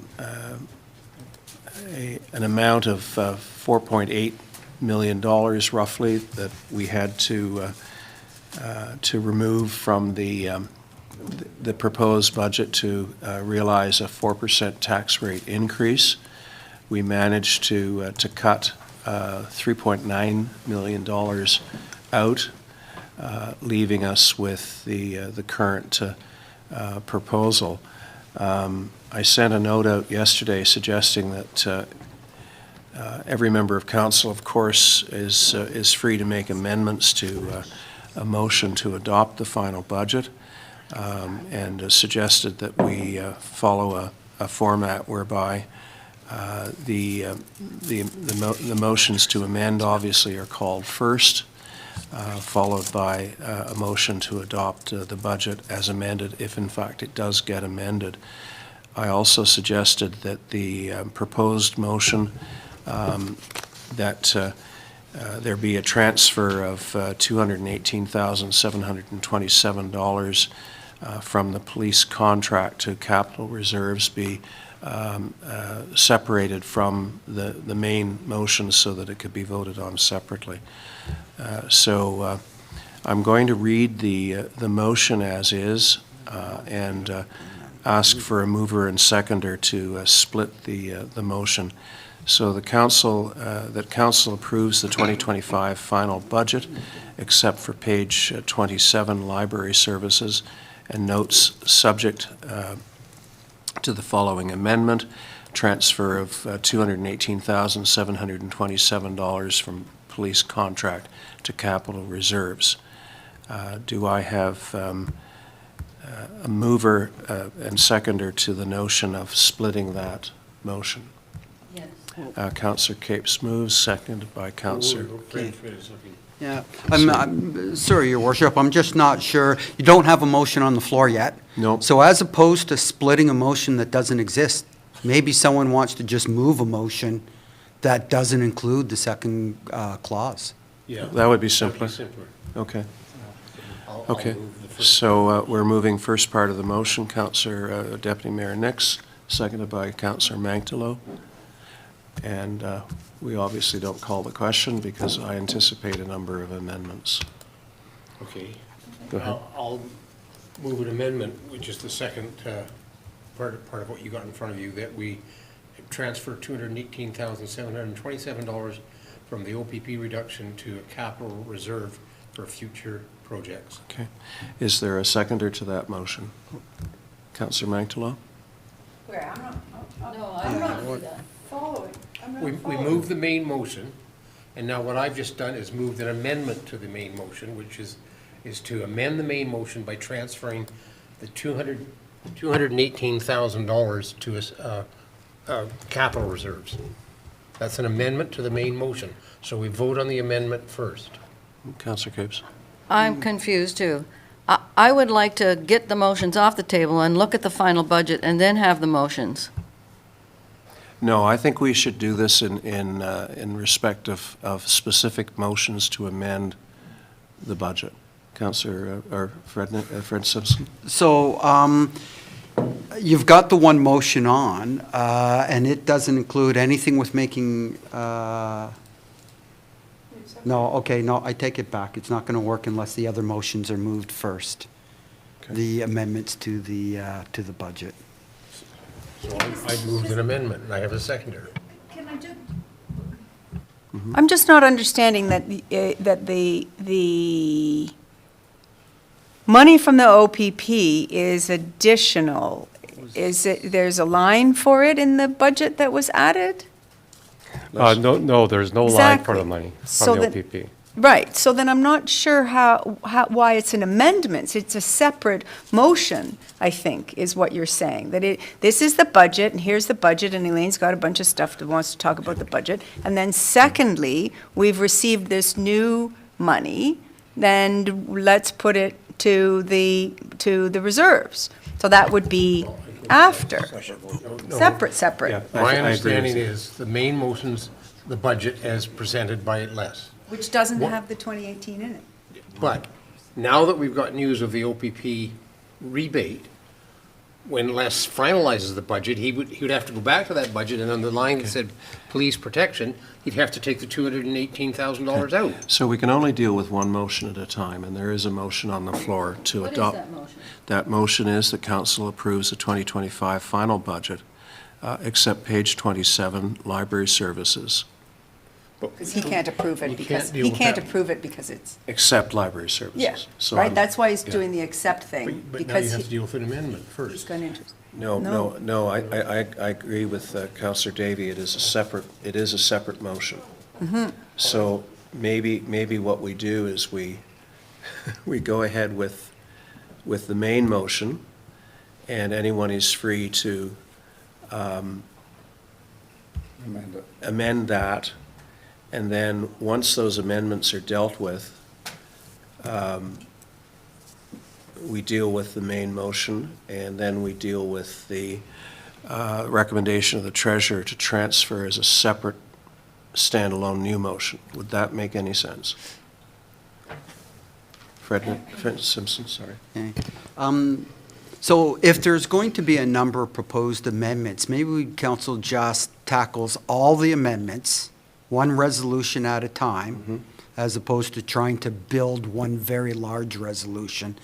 And then, after all of those amendments have been voted on, then move a motion to adopt the agenda as The budget. amended from the previous motions. Now, that would require pulling the one motion off the floor at this point, that being the motion to approve the 2025 final budget. Right, I agree with that. Okay. I agree with that. Okay. I have However, that 13 motion's on the amendments. floor, Wait a so second, it the has to motion- be. yeah, it has to be voted on. Well, it can be withdrawn. Oh, okay. Yeah. So we're going to withdraw it. Yeah. And proceed with people's individual amendments. But you see, there are amendments to a motion that's no longer on the floor if it's withdrawn. Suggestions Well, to the budget. they're amendments to the budget. Okay, Your Worship. okay. We've been given final and we're deciding it's not final. I'm getting it now. So let's get into suggested amendments to the budget. Who wants to go first and I'll go second? Well, I was going to say, I only was going to go first because mine are on the first page, on page 3. I sent them to Fred Simpson. I can't remember exactly what they say, but can the clerk read them out? Or do you want me to find them, Fred? I have, well, I thought I had them here. Resolved that the 2025 COLA clause of 4% not apply to council remuneration in the budget. Yeah, so the first one that you sent Deputy Mayor Nix is that the COLA adjustment for 2025, 4%, not be applied to councillors' remuneration. So I need a seconder if we're going to debate that. Councillor Capes, seconds. I have a seconder, so now it's open for debate. Could I- Discussion? Go ahead. I just simply would say, although it only saves $4,000 and some odd dollars, which is minuscule, my reason for moving that motion is simply, we had a very tough budget year. And as it stands now, we're looking at 13.3% increase, which is going to hurt some, as we stand now, Councillor Capes, is going to hurt some of our residents. And I think we as councillors have to bend over backwards, even if it's for a minor amount of money, and show that we're on side by taking no increase in our salaries in 2025. That's my thinking. Yep. Do we have to vote on that? Any further comments, questions? Ralph? Ralph? So I may have missed it, but by removing Microphone. the COLA 4%. Microphone. Sorry. By removing the 4% adjustment, that assumes that it stays the same as it presently is? It assumes our salaries stay the same as they were in 2024. Okay. I have no problem with that. And it saves $4,273 if my math is correct. Councillor Davey? Thank you. You brought this up, thank you, Mayor. You brought this up at the last meeting, and I gave my points. I think that for the job that is done, and I think the respect of the future people, you're at the minute making a change just for yourself, or are you making a change forever going forward? And likely it will be forever going forward, and I think that that's disrespectful to the office, because it is such a minuscule amount of money. If I could just correct what Councillor Davey said, my motion only affects the 2025 budget. I heard what you said the last time, and I agree with Deputy Mayor Nix that we shouldn't, I don't want this increase, and so I'm being selfish. However, I think in the last term of council that we have, to support the next council coming in, we can do a review of surrounding municipalities and all that good stuff to find out if we're on par, and we can make a change at that time. So this is not forever, it is for this budget year. So I'm all in favor of making that change. If I can ask Fred Simpson, I see Mr. Wilkers online. Is there a reason for that? And Mr. Wilkers here for the in-camera session and was advised it'd be about 11 a.m. Wasn't anticipating as much time being spent earlier. Okay. I'll Yes, just let's forewarn do you, that. I have 13 lines of imagined savings, because sometimes I'm not right. But I have all those to bring forward. Okay. Well, we can do those expeditiously, I hope. But I think we should go to Mr. So without Wilker voting first. on my motion, Well- can we just set it aside? Yes. Are we going to defer or just vote on that at this point if council's ready? If not, then we can defer it. I'm ready to vote. Anyone else commenting? Hi, Jeff. We see you there. We're going to be right with you.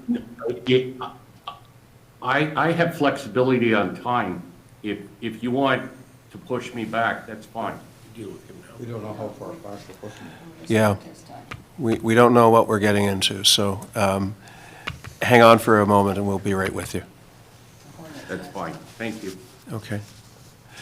Well, I'll just say this for the record, and that was, I was on council at a time when councillor salaries had been neglected for years and years and years, and we ultimately had to catch up to reflect the value of the work that we do. I still believe that public servants in our position are not adequately remunerated for what they do. This is tinkering at the edges. I think we can do far better, and I will be voting against this motion. So call the question. So, those in favor? Those opposed? And the motion is carried.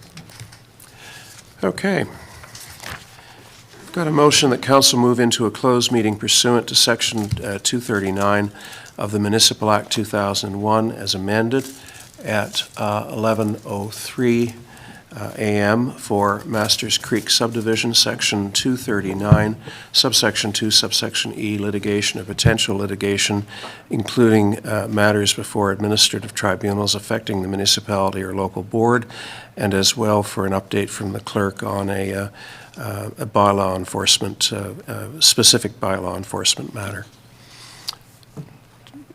Mike? Do I have a mover to that? Councillor Davey moves, seconded by Deputy Mayor Nix. Any opposed? That motion is carried. If we can go in camera.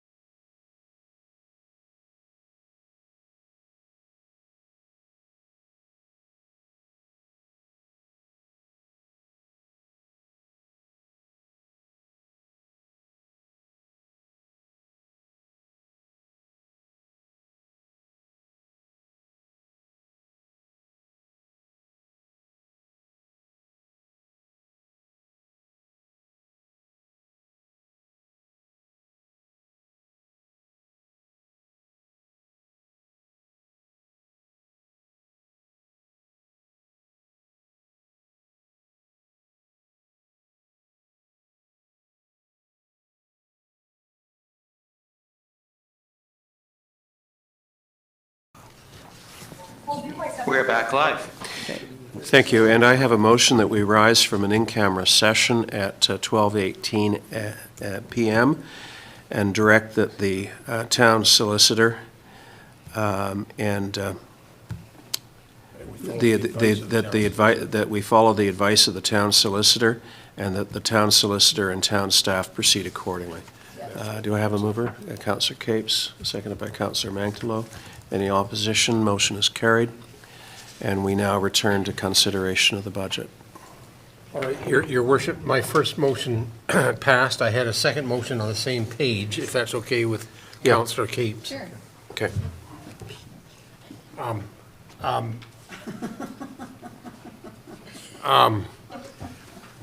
Go ahead, we still have quorum. Yeah, my motion was, and it was submitted to the clerk, resolve that council training and development expenses be reduced to $4,000. That would save another $4,000 off of our budget. So my two motions in total would save over $8,000. That's the motion. I need a seconder, and unfortunately, What line was that, Fred? it's right underneath on page 3. Oh, page 3. I thought you said it was on the same page. It is, and my first motion was on page 3 too. Oh, I see, okay.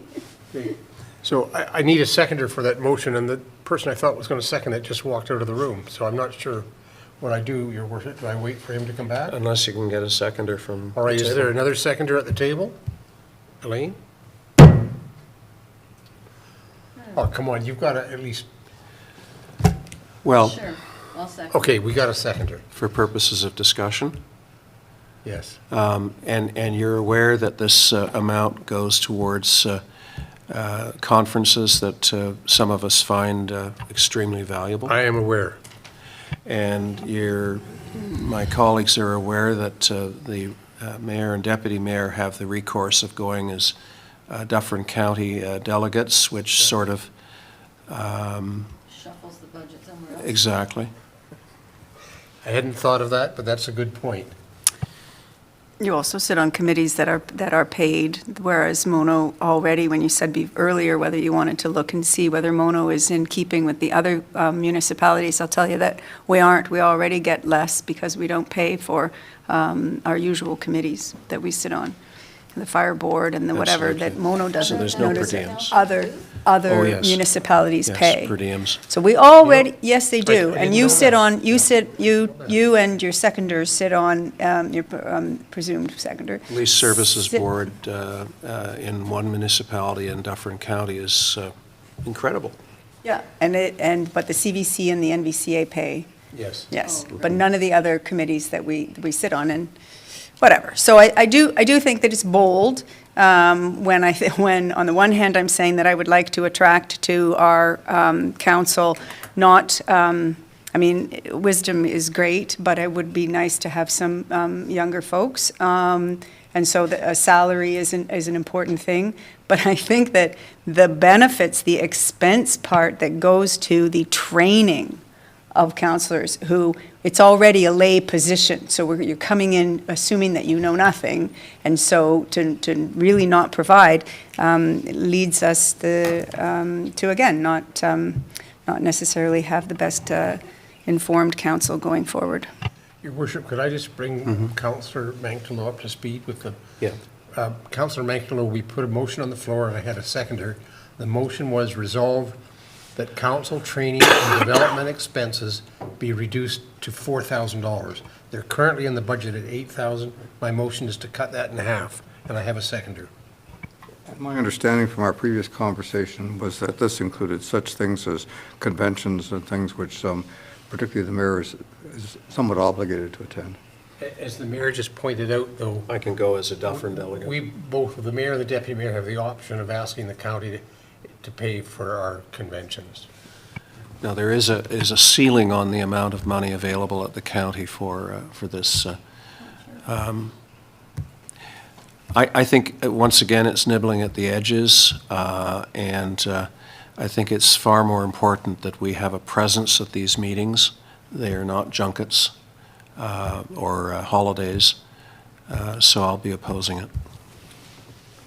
So I'll be opposing it as well. I think that it's okay for us to remove money from our own personal income if you'd like, but that support of the council members to do their job properly involves attending at some of these meetings, and I would not want to put any restrictions on it, Fred.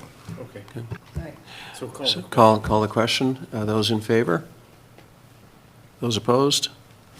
Motion is lost. Wow, that's another one for the history books. Next motion. Oh, you won one. Sorry, Fred, I seconded so we can talk about it. Yeah. Okay, I'm finished. I'm finished, Your Worship. I think it's Okay. Elaine who gets. Elaine, I think you've got a few. If you Okay, can as- give us the citation and we can follow As I along. did mention, I have a few, and they're imagined, and of course, Les will correct me where I'm off base. So give a page number. First of all, I want to address something that was on our agenda that came from MC Squared, reserves. They had a question about that, I really want to respond to say, we have asset management plans that tell us how much we need to put into reserves, and then we have capital plans that tell us how much we need to take out of reserves to get that work done. So it's a balance of contributions and withdrawals. Their suggestion about Airbnb, that we can make a lot of money off of this, well, until we have a bylaw in place, this is a big no for me, unless we have licensing with big fees attached to it.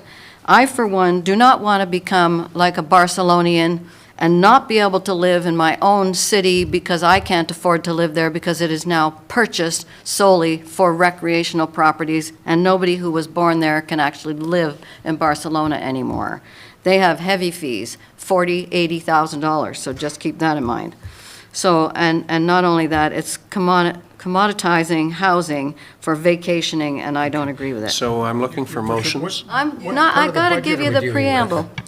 And then, I'm looking I for want to motions. talk about the fact that we do have appropriate staffing, and that's to deliver the demanded services. The CIO was very good about giving us the information about that. And I worked in banking, first thing they did was cut FTE. FTE didn't mean anything to them, just cut them.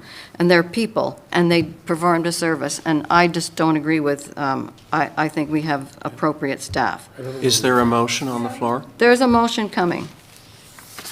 There's a motion coming, and I have 13 lines in the budget Let's move on then. to address what we want to take out, maybe. So, page 5. Page 5. Line 1296. We can leave it in reserves. We don't need to take that money from reserves, and we don't need to do that staff study this year. That's my recommendation. I'm trying to catch up here. 1290. Page 1296 5, is line emergency 1296. Emergency response. 95, not 96. 1296. Yes. Oh, so sorry. Thank you. It's my glasses thank you. that I don't see properly. Yeah. Right, so no, the one before that, 1295, the salary market study, Oh, right? that's So- what you want to take out. Take that out? Les? That's being an offset. If you go down into the revenues, Counselor, Yeah. it's being financed out of our admin reserves. I know. So if council decides not to do it, nothing happens. If council cuts this out, I'm taking out the revenue, so nothing happens again. Okay, I just want to make I sure would that we just leave make it in sure that it reserves just and we don't stays. actually have that expenditure this Put your year. motion on the floor. We take out $16,000 from line, well, that's 1290 again, so that's reserves, so. Where the hell are we now? Line 1290, says capital projects, note 5. 2. Oh. So I think it's on the other page under notes. Under the notes page, yes. Yeah, so decrease that by $16,000.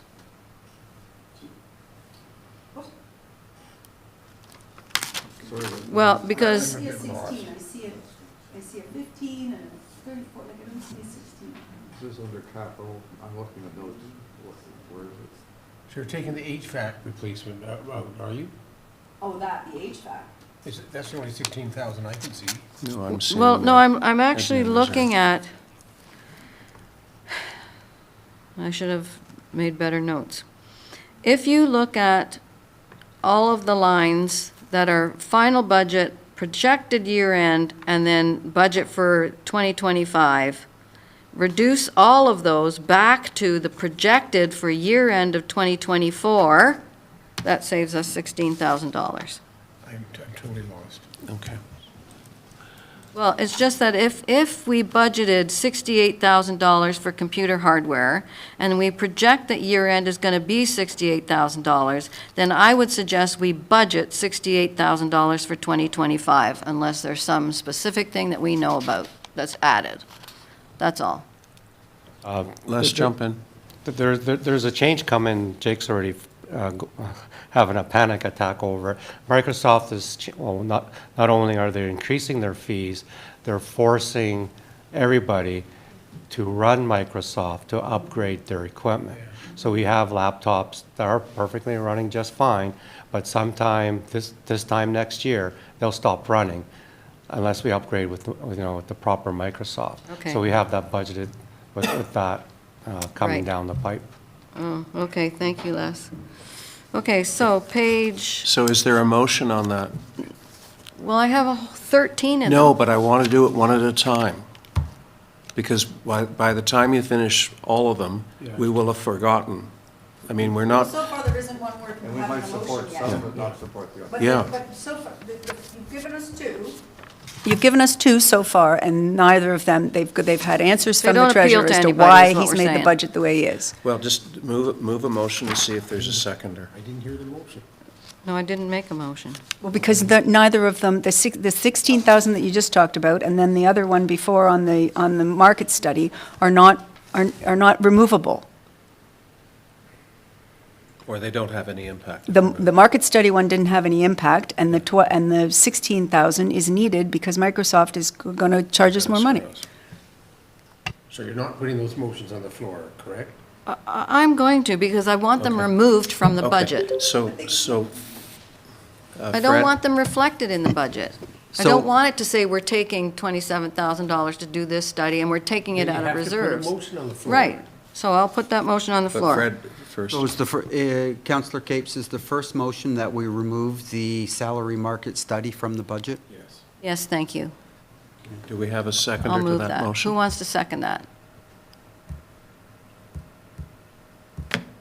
For want Okay, of, I'll second it. She's for glaring discussion? at me. Okay, She's glaring at me. okay. Any further discussion? Call the question. Call the question. Those in favor? Those opposed? Motion Wow. is carried. Okay, Motion's not carried. It's not carried. Sorry. yeah, we'll go back to that. What he first said was right. Okay. So, What's your second motion? Although, if I could jump in on that, Les, that's the budgeted figure. I take it that we're going to ask for proposals. for three We're going to quotes. try, 3 quotes, That's what a budget is. This is just the budget okay. amount. but I just want to confirm the process. Okay, thank you. Okay. Notes to budget, page 7. There's a $50,000 difference between, well, there's a $100,000 difference between the '24 budget and the '24 projected year end, but I think that was because of some big fire. Where are we now? Page 7? Page, Page notes, 7 is- notes to page 7. The details of the fire services. And so then, now fire service is up to 300, and why wouldn't that be at the 250 level? It's just a question. Which line are we referring to? Caledon The Fire. impact Caledon Fire. is generally from the Caledon Fire Service. If you see the 2023 year-end actual for Caledon was $277,000. Before the final came in, we had budgeted $250 for 2024, and I'm projecting $350 for this year-end because of that huge fire. So I'm kind of striking a balance between the projected year-end for 2024 and the budget of $250. So I put it in the middle, about $300. So if you're looking at reducing that amount, we're going to have a deficit in fire already in Okay. 2025. So then I won't make a motion for that, because I don't think I'm going to get any support. Okay. Page 10.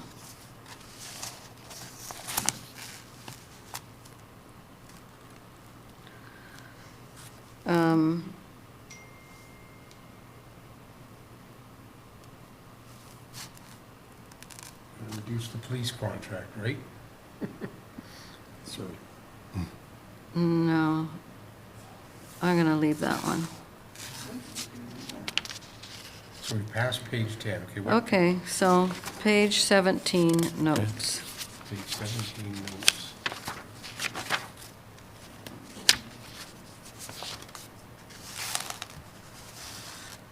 Notes to page 17, okay. Or I can't find that anymore. Oh, yeah, I just wanted to understand the minus 500. Where? Notes to page 17. I know it's related to Bridge 5. So it was kind of switching the use of the gas tax fund. One of the projects that was being financed was the Medill subdivision drainage, taking 600 from gas tax. So by not doing that project, we have 600 available.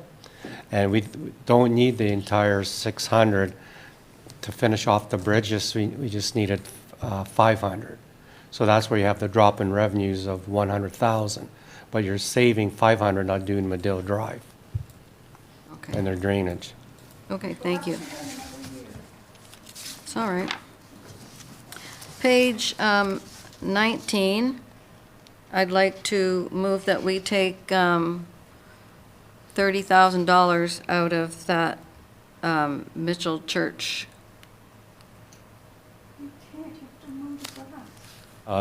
Just to give you a breakdown of the 30,000, Yep. half of that is lawn cutting. So in 2024, that cost was 14,000. So I'd say 15 in 2025 with inflation. The balance was to put in some dehumidifiers and some of that. Right, I would have a better explanation, because by having it helps maintain the exterior and interior of the church from basically rotting out. yeah, right, and I remember that conversation. Yeah, and just to further to that, that includes 8 cemeteries. So we're not spending 15,000 cutting the grass at the Mitchell Oh. Church. So we have 8 abandoned cemeteries throughout the town. We maintain the headstones and also the Mitchell Church. So it's really 8 properties that we're maintaining. So that'll help cushion the blow on that. Okay, and that's how, we have to cut the grass for access to the, We have to by the Cemeteries Act, have to maintain the abandoned cemeteries. okay, thank you. Well, so much for that one.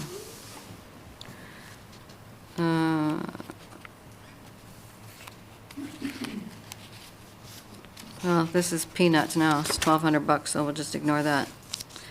So, page 22. Again, just looking at all of the line items and seeing what's projected for a year end for 2024, and using that as a starting point for all of the 2025, saves us $8,525. So if you take all of those lines under community programs, that's 64,100 would be reduced by down to 57, which is what is coming in for projected year end. And again, this is my imagining of what we could do. So Kim, what accounts for the difference between 57 and 64?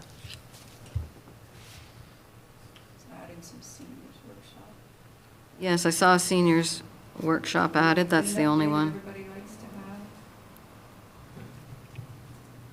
Well, the projected for the community cleanup day came in substantially under budget, about half of the 4, but I maintained the 4,000, because you never know I mean, there was one year a lot of people participated, and it was over $5,000 of tipping fees.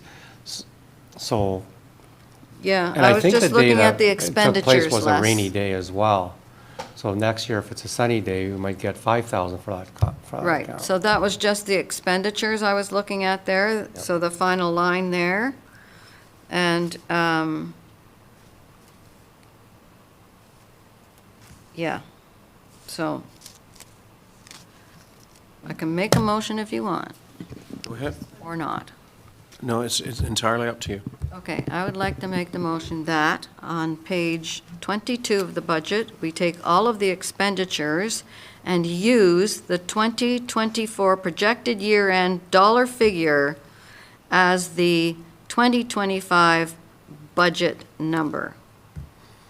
So in other words, the 6410 be reduced to 57,425. Yes.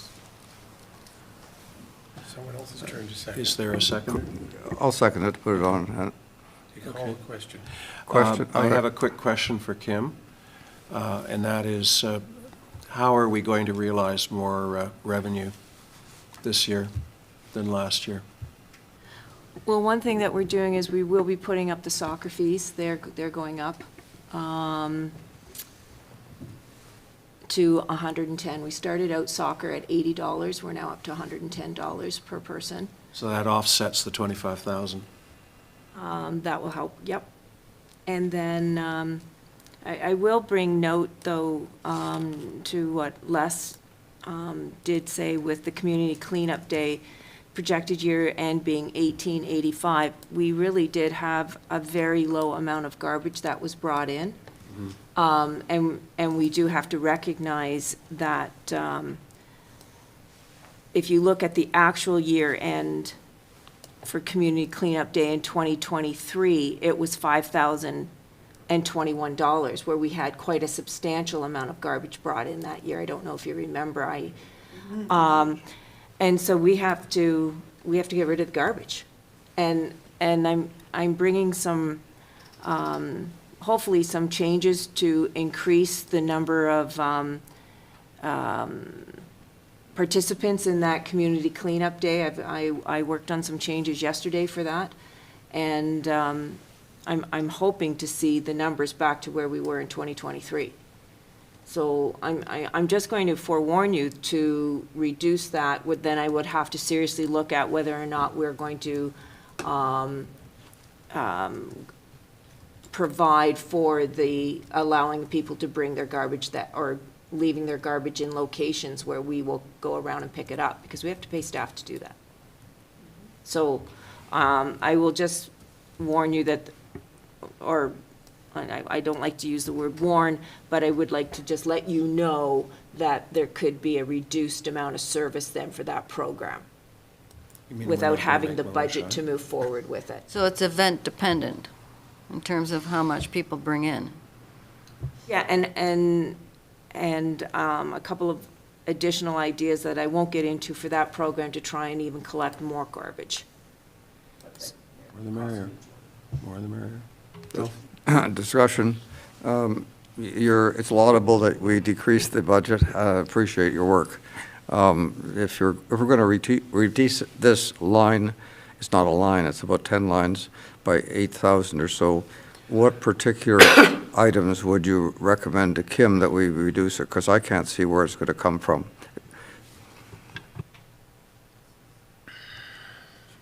So, If you ask her to take off $7,000 or $8,000, then she's got to figure out where to take it from. And you must have some ideas of areas that are overspending. I'm not saying my- overspending, but I'm saying, again, if you take the 2024 projected year end and use those numbers as the numbers for the 2025 budget, we will have $8,525. Right, so she's indicated to you that doing that to put the Community Cleanup Day back to 1885 Yeah. would jeopardize its survival. Right. So then my question would be, what are the seniors' workshops? That's new. Maybe it's not the time to introduce something new when we don't have the money to do that. Seniors workshops were put in there as a question that came forward to me about what do we do specifically for our seniors within this municipality. what programs do we have specifically that are targeted at our seniors? So this money was put in there in order to be able to provide seniors programming of some sort to our community. That is on our agenda to speak with at the Recreation Advisory Committee for tomorrow night. It was supposed to be last month. Unfortunately, we didn't have quorum last month, so we had to cancel that meeting. It is on the agenda for tomorrow night. I have come up with some ideas of reaching out to the community for what I'm referring to as super seniors workshops, which I will bring forward to the Recreation Advisory Committee tomorrow night. But we are going to need a small amount of money, being $3,000, in order to at least have some money to fall back on, so we can run some type of programming if we're going to go forward with it. So- If not, if you don't want to go through with any type of programming whatsoever targeting the seniors, we can remove that line. Okay. All right, that leaves that page. I guess there's no motion for me to be brought forward, or did I? On the floor. Oh, there is. So any further discussion of the motion? Thank you, Kim. All those in favor of the motion? Those opposed? Motion is lost. No problem. Okay, so, page 23.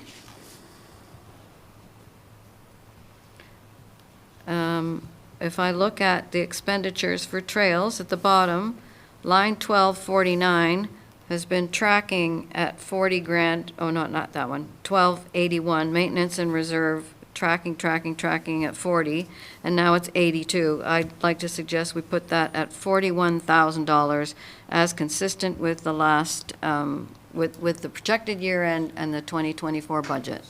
That's my motion. But she mentioned to you that, I guess we needed to, I'll second it. Okay. If I can you. discuss We it. now have You were told that, we were told that it was an unusual recovery process that needed to be done for these trails, and that's a one-year only thing. I think they have to take out a lot of soil and do a lot of heavy work, and that was the reason for the price, so that they would have to abandon that work if we didn't include that in the budget. So I'd suggest we leave it in. I know, and one of those is Watermark, but I don't know the price of Watermark versus all of because this is an all-encompassing, it's not just the Watermark Trail. The difference between the 2024 and the 2025 is the Watermark Trail. It is fully. Yes, So it I is. have to leave that. Yes, you do, if you want the Watermark Trail brought back to where it should be. Okay, so, I imagine things and then they don't work out. So, But it is a motion, so I need to dispose of it. Call the question. Those in favor? I'll just say I'm in favor. Okay, those opposed? All right. Motion is lost. Excellent, thank you very much. Thank you. Okay, so, page 23B.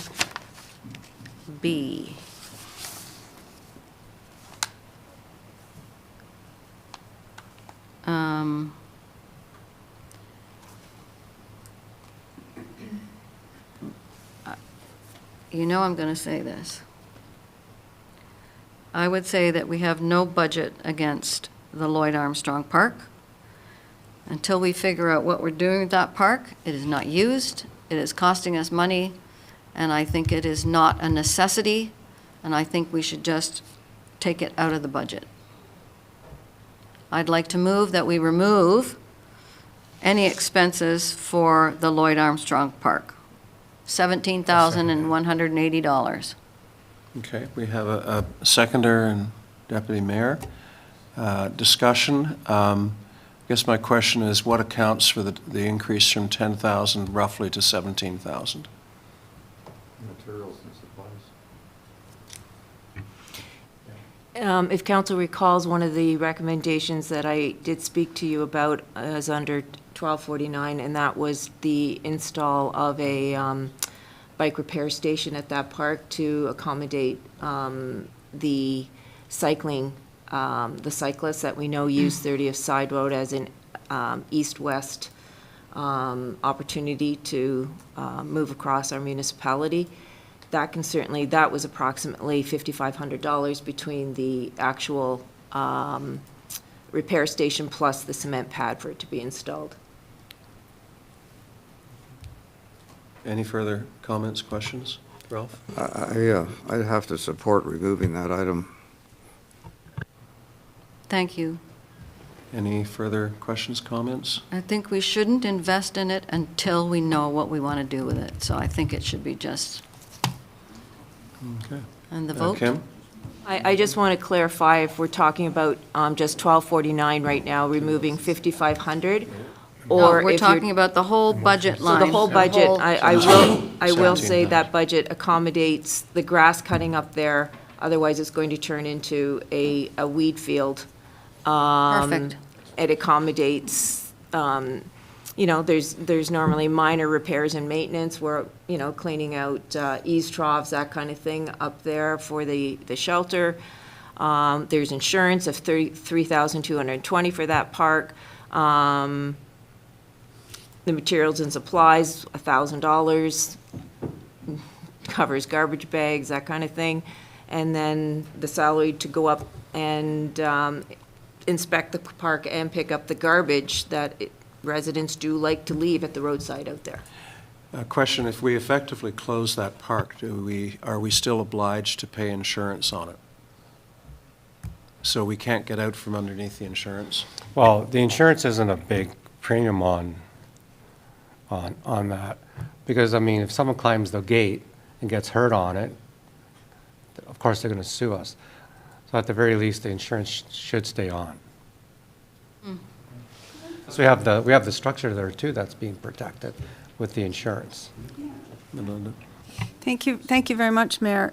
Elaine, you keep bringing up this park, and I really think that it is inappropriate that you bring up this park, whereas we have had residents come to us with a message on what are we doing with Lloyd Armstrong Park? You say you don't One want resident. anything done. You're one resident, but you're one resident with an honest-to-goodness pecuniary interest. You know, No, with I do not have a pecuniary With interest. respect, with respect, you do. it's entirely up to members of council to determine their pecuniary interests. You're right, pardon me, but I do think that with respect to safety and with respect to the overall residents, I think we have to maintain it. You're right, let's decide what the town would like to do with the park, but it already is a bare bones budget on this very small park that is next door to you. Would the mover and seconder entertain a friendly amendment to restore the insurance line? Ask the seconder there. No, but I do have another friendly amendment. Okay, go ahead. Recognizing that if we have a park, we should maintain it. And I support Kim's argument at that. But however, in an attempt to improve our budget, I would be willing to would you be willing to entertain a friendly amendment that we remove the $5,500 bike station and otherwise leave other items as they are? I would definitely entertain that. Your worship, that does sound like a whole different motion. Pardon? No, Okay. I was waiting for you to craft it. I was getting the idea out there. So So do you want to vote that other one down and then make a new Vote it down one? and then move a new motion to restore the, Sure. balance of the expenditures apart from the bike rack. No, just to remove that line. Yours is not an amendment, it's a new motion. It's a new motion. Okay, so vote on the other one. So I'll call the question. It's risky, because if the second one doesn't pass. Yeah, well, we're approaching the risk hour. Okay. Those in favor of the original amendment? The original motion. The original motion. 17,180. And that's to 17,180. Take $17,000. Nothing at the park. do nothing at the park. Right. I can't support that because of the insurance aspect. Oh, but- we almost had you. Your hands up. So you're calling for the I'm vote? calling for the vote, sorry. In favor? In favor. Those opposed? Okay, So I'll bring a new motion? new motion. Let Ralph bring the motion. Okay, Ralph, you bring the motion. You look like the good guy. The motion is to remove the item 1249, to remove 6,500, or 5,500 from that, referring specifically to the bike repair station. I'll second that. Thank you. Would the mover and seconder entertain a friendly amendment to reduce the lawn maintenance by 1/2? Great. By cutting less. Yep. I mean, ironically, we have Lynn Gibson at 20,000 and we have Lloyd Armstrong at 17. There's something definitely out of whack there. So I have a friendly amendment to reduce the lawn maintenance budget by 1/2. Ralph, is that friendly? We have to decide. You're the mover and seconder. Make it a second, Friendly? another motion. All right, I'll accept it as a friendly motion. Oh, there you go. So we're removing the bike rack and we're cutting the lawn maintenance in half. Yes. Any further discussion? Nope. Those in favor? Any opposed? Motion is carried. Okay, excellent. So, Just paid over 6,000 or whatever. page 24. Every penny helps. Page 24. Cutting service is what it is. So that's what you're doing. Okay. Page Order, 24, order. the ball diamond. I wanted to understand what ball diamond is receiving that rental fee. Mono Center. Ono College Park. Mono College Park, sorry. Okay, and we received no revenue last year, but we expect to get what we got, what we budgeted, when we never even got that much in 2023? Well, I have to step in, that's my error. We did receive the revenues, it was posted to another revenue account in error, so that since has been corrected, and we will receive about 1,800 this year. You will? Yes. Okay, well, that's great. Okay, thank you. Okay.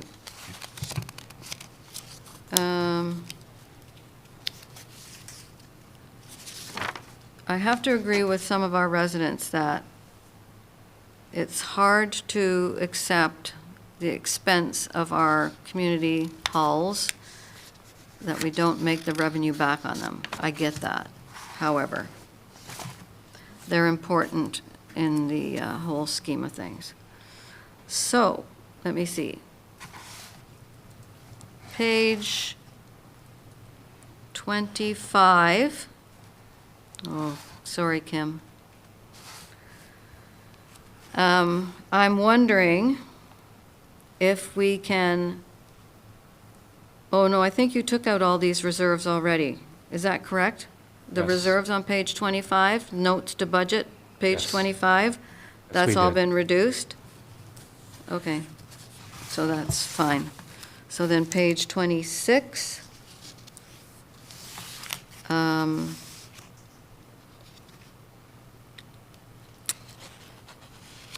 I thought I found $20,000 for us. So if we go to the notes for page 26, and I know we wanted to do a renovation on the kitchen, but I know we've talked about this. Can we find a workaround so we don't have to spend all of that? And can we reduce that budget by $20,000? I know.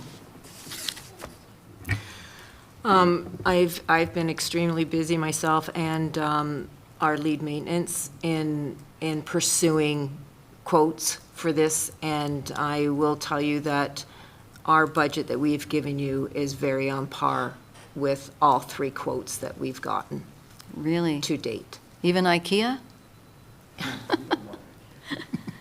What do you mean you don't want IKEA? IKEA's brilliant. We'll have to Sorry. We'll have to hire staff to put them together. I know somebody who can put them together really fast. Okay. Okay, so page 27. No, because there's no appetite. $362,000. So, Where are we? on page 27. Which line? I don't see 362. Well, if you Oh, take the then I've projected got to go. year-end budget for If it's the library, I'm going. That's page 27. Oh, it's all library, yeah, it's true. So if we take the projected year end of 1,127,000 and use that for the budget instead of 1,428,000, I don't know why it's that $360,000 more. I'm sorry, Counselor, well, you're on page 27? Page 27? What line, the 1254 contracts? Well, so what I did was revenues. Is it revenues? Maybe it is. So we have, maybe I've got this all wrong. Net costs for recreation and cultural services is sitting at 1.191, and previous to that, it had been 825. So if we reduce it back to what it had been, or what it would be as the projected year end, we can take out $362,000. Okay. Right now, net cost, after those changes we did, it's sitting at 917,000. Now, that net cost includes every single line within recreation. Okay. Yeah, I Right think- from admin, through all the parks, through all the programs, through the halls. Now, some of that increases our maintenance costs. I think we've gone through the budget with that, for the halls, for the parks.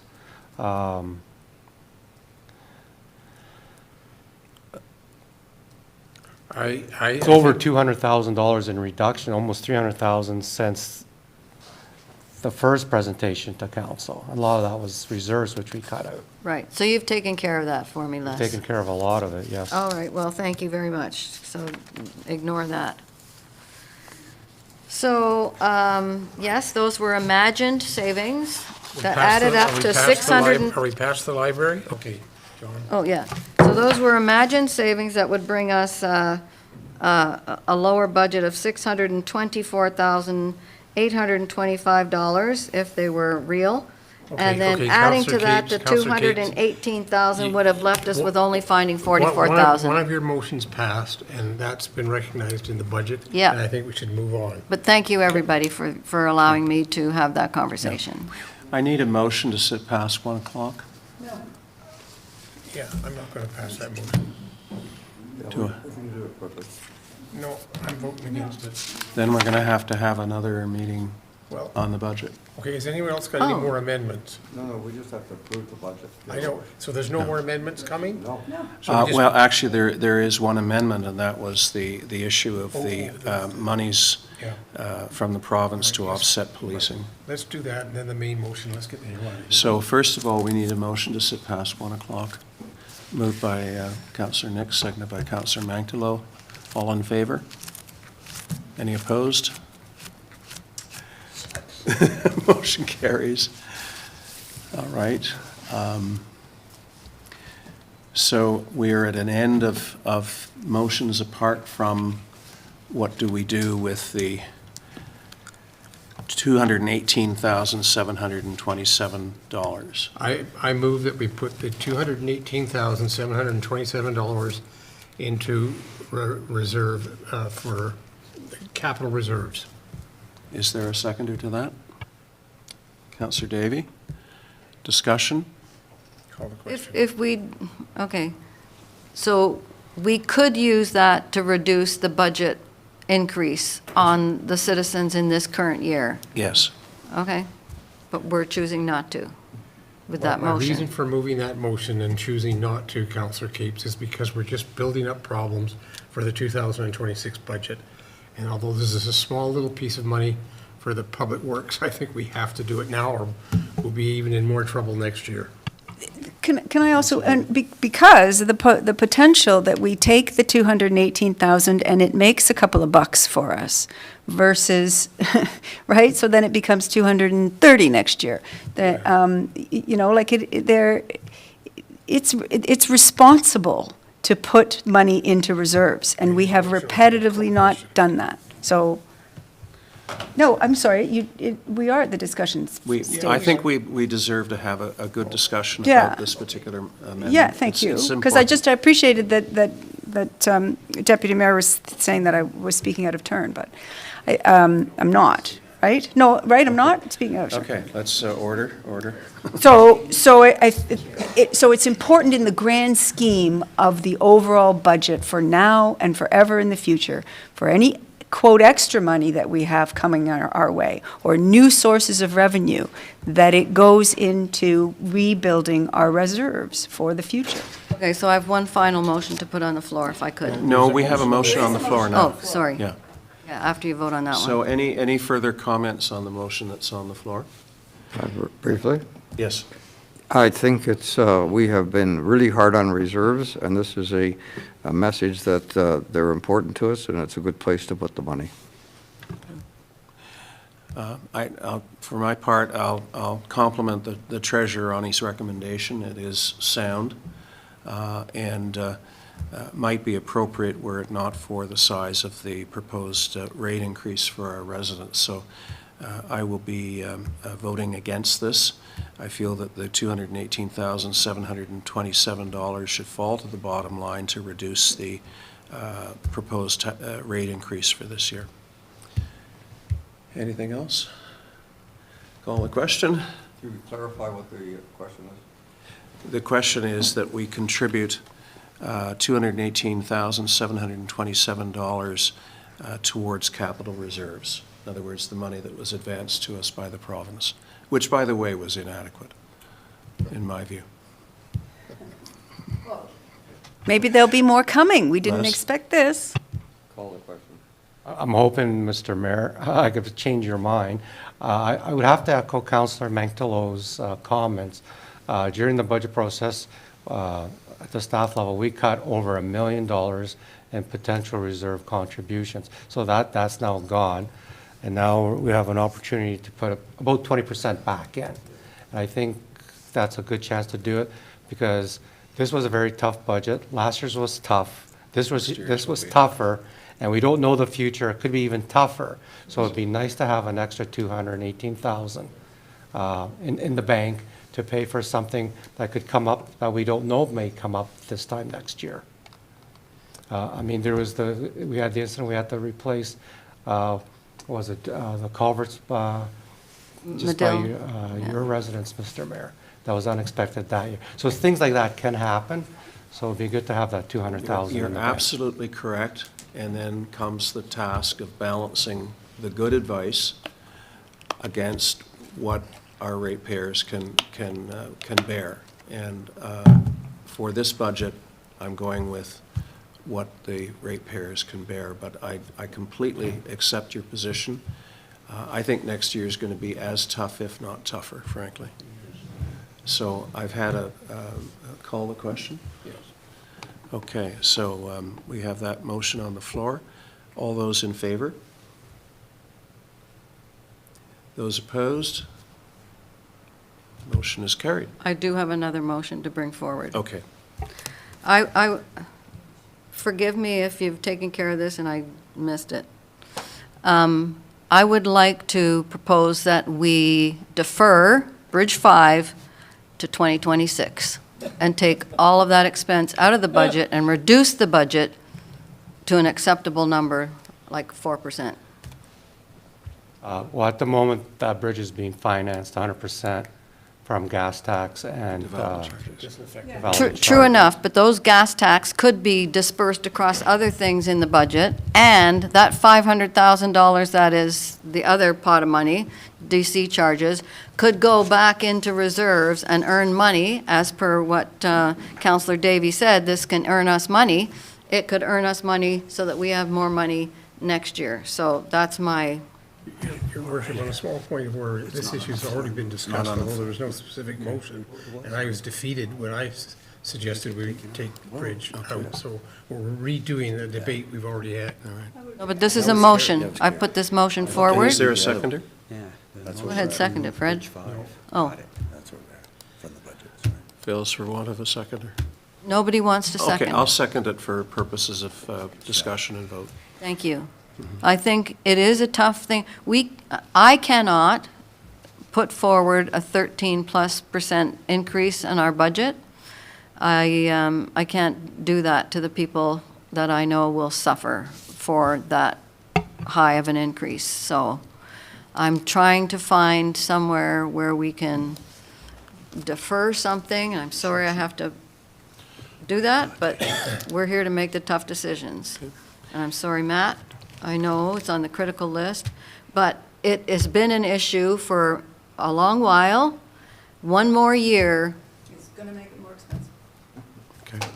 So, we have a motion on the floor. Any further discussion, questions? All those in favor? Those opposed? Motion is lost.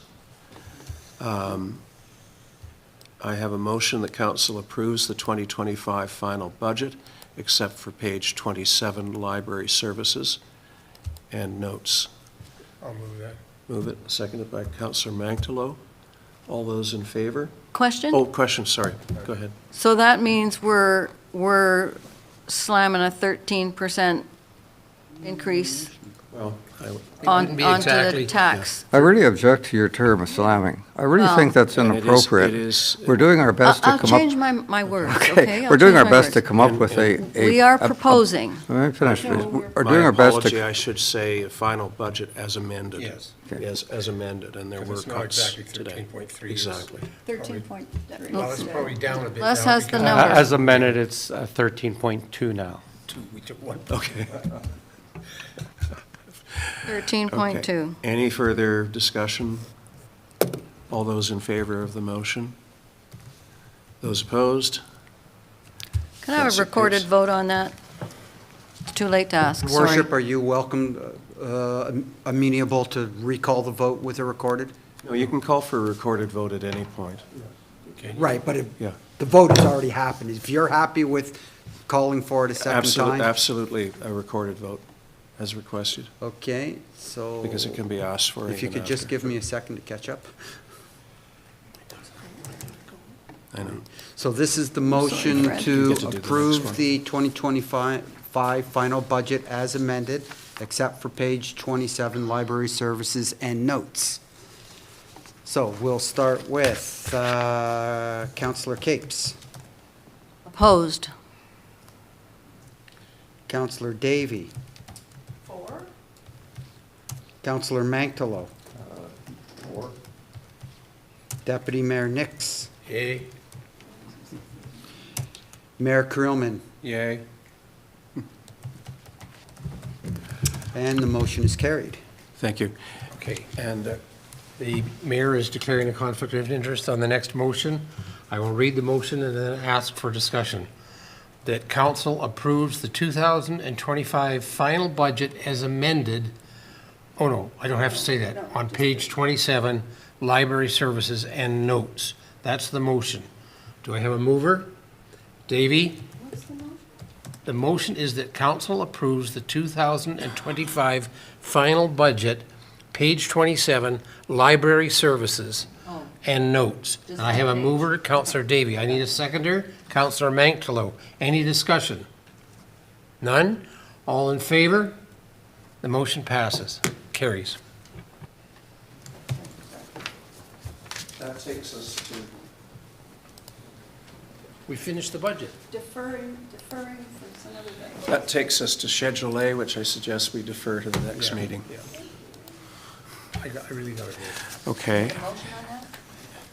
No, I think we're fine on that. And we're okay, we keep the quorum, Fred. So the next motion is we introduce and give the necessary readings to a bylaw to confirm the proceedings of Council of the Town of Mono in session 21-2024 held on the 10th of December 2024, that it be signed by the mayor and clerk, sealed and engrossed in the bylaw book. Do I have a mover for that? Councillor Davy, seconded by Councillor Mantalo.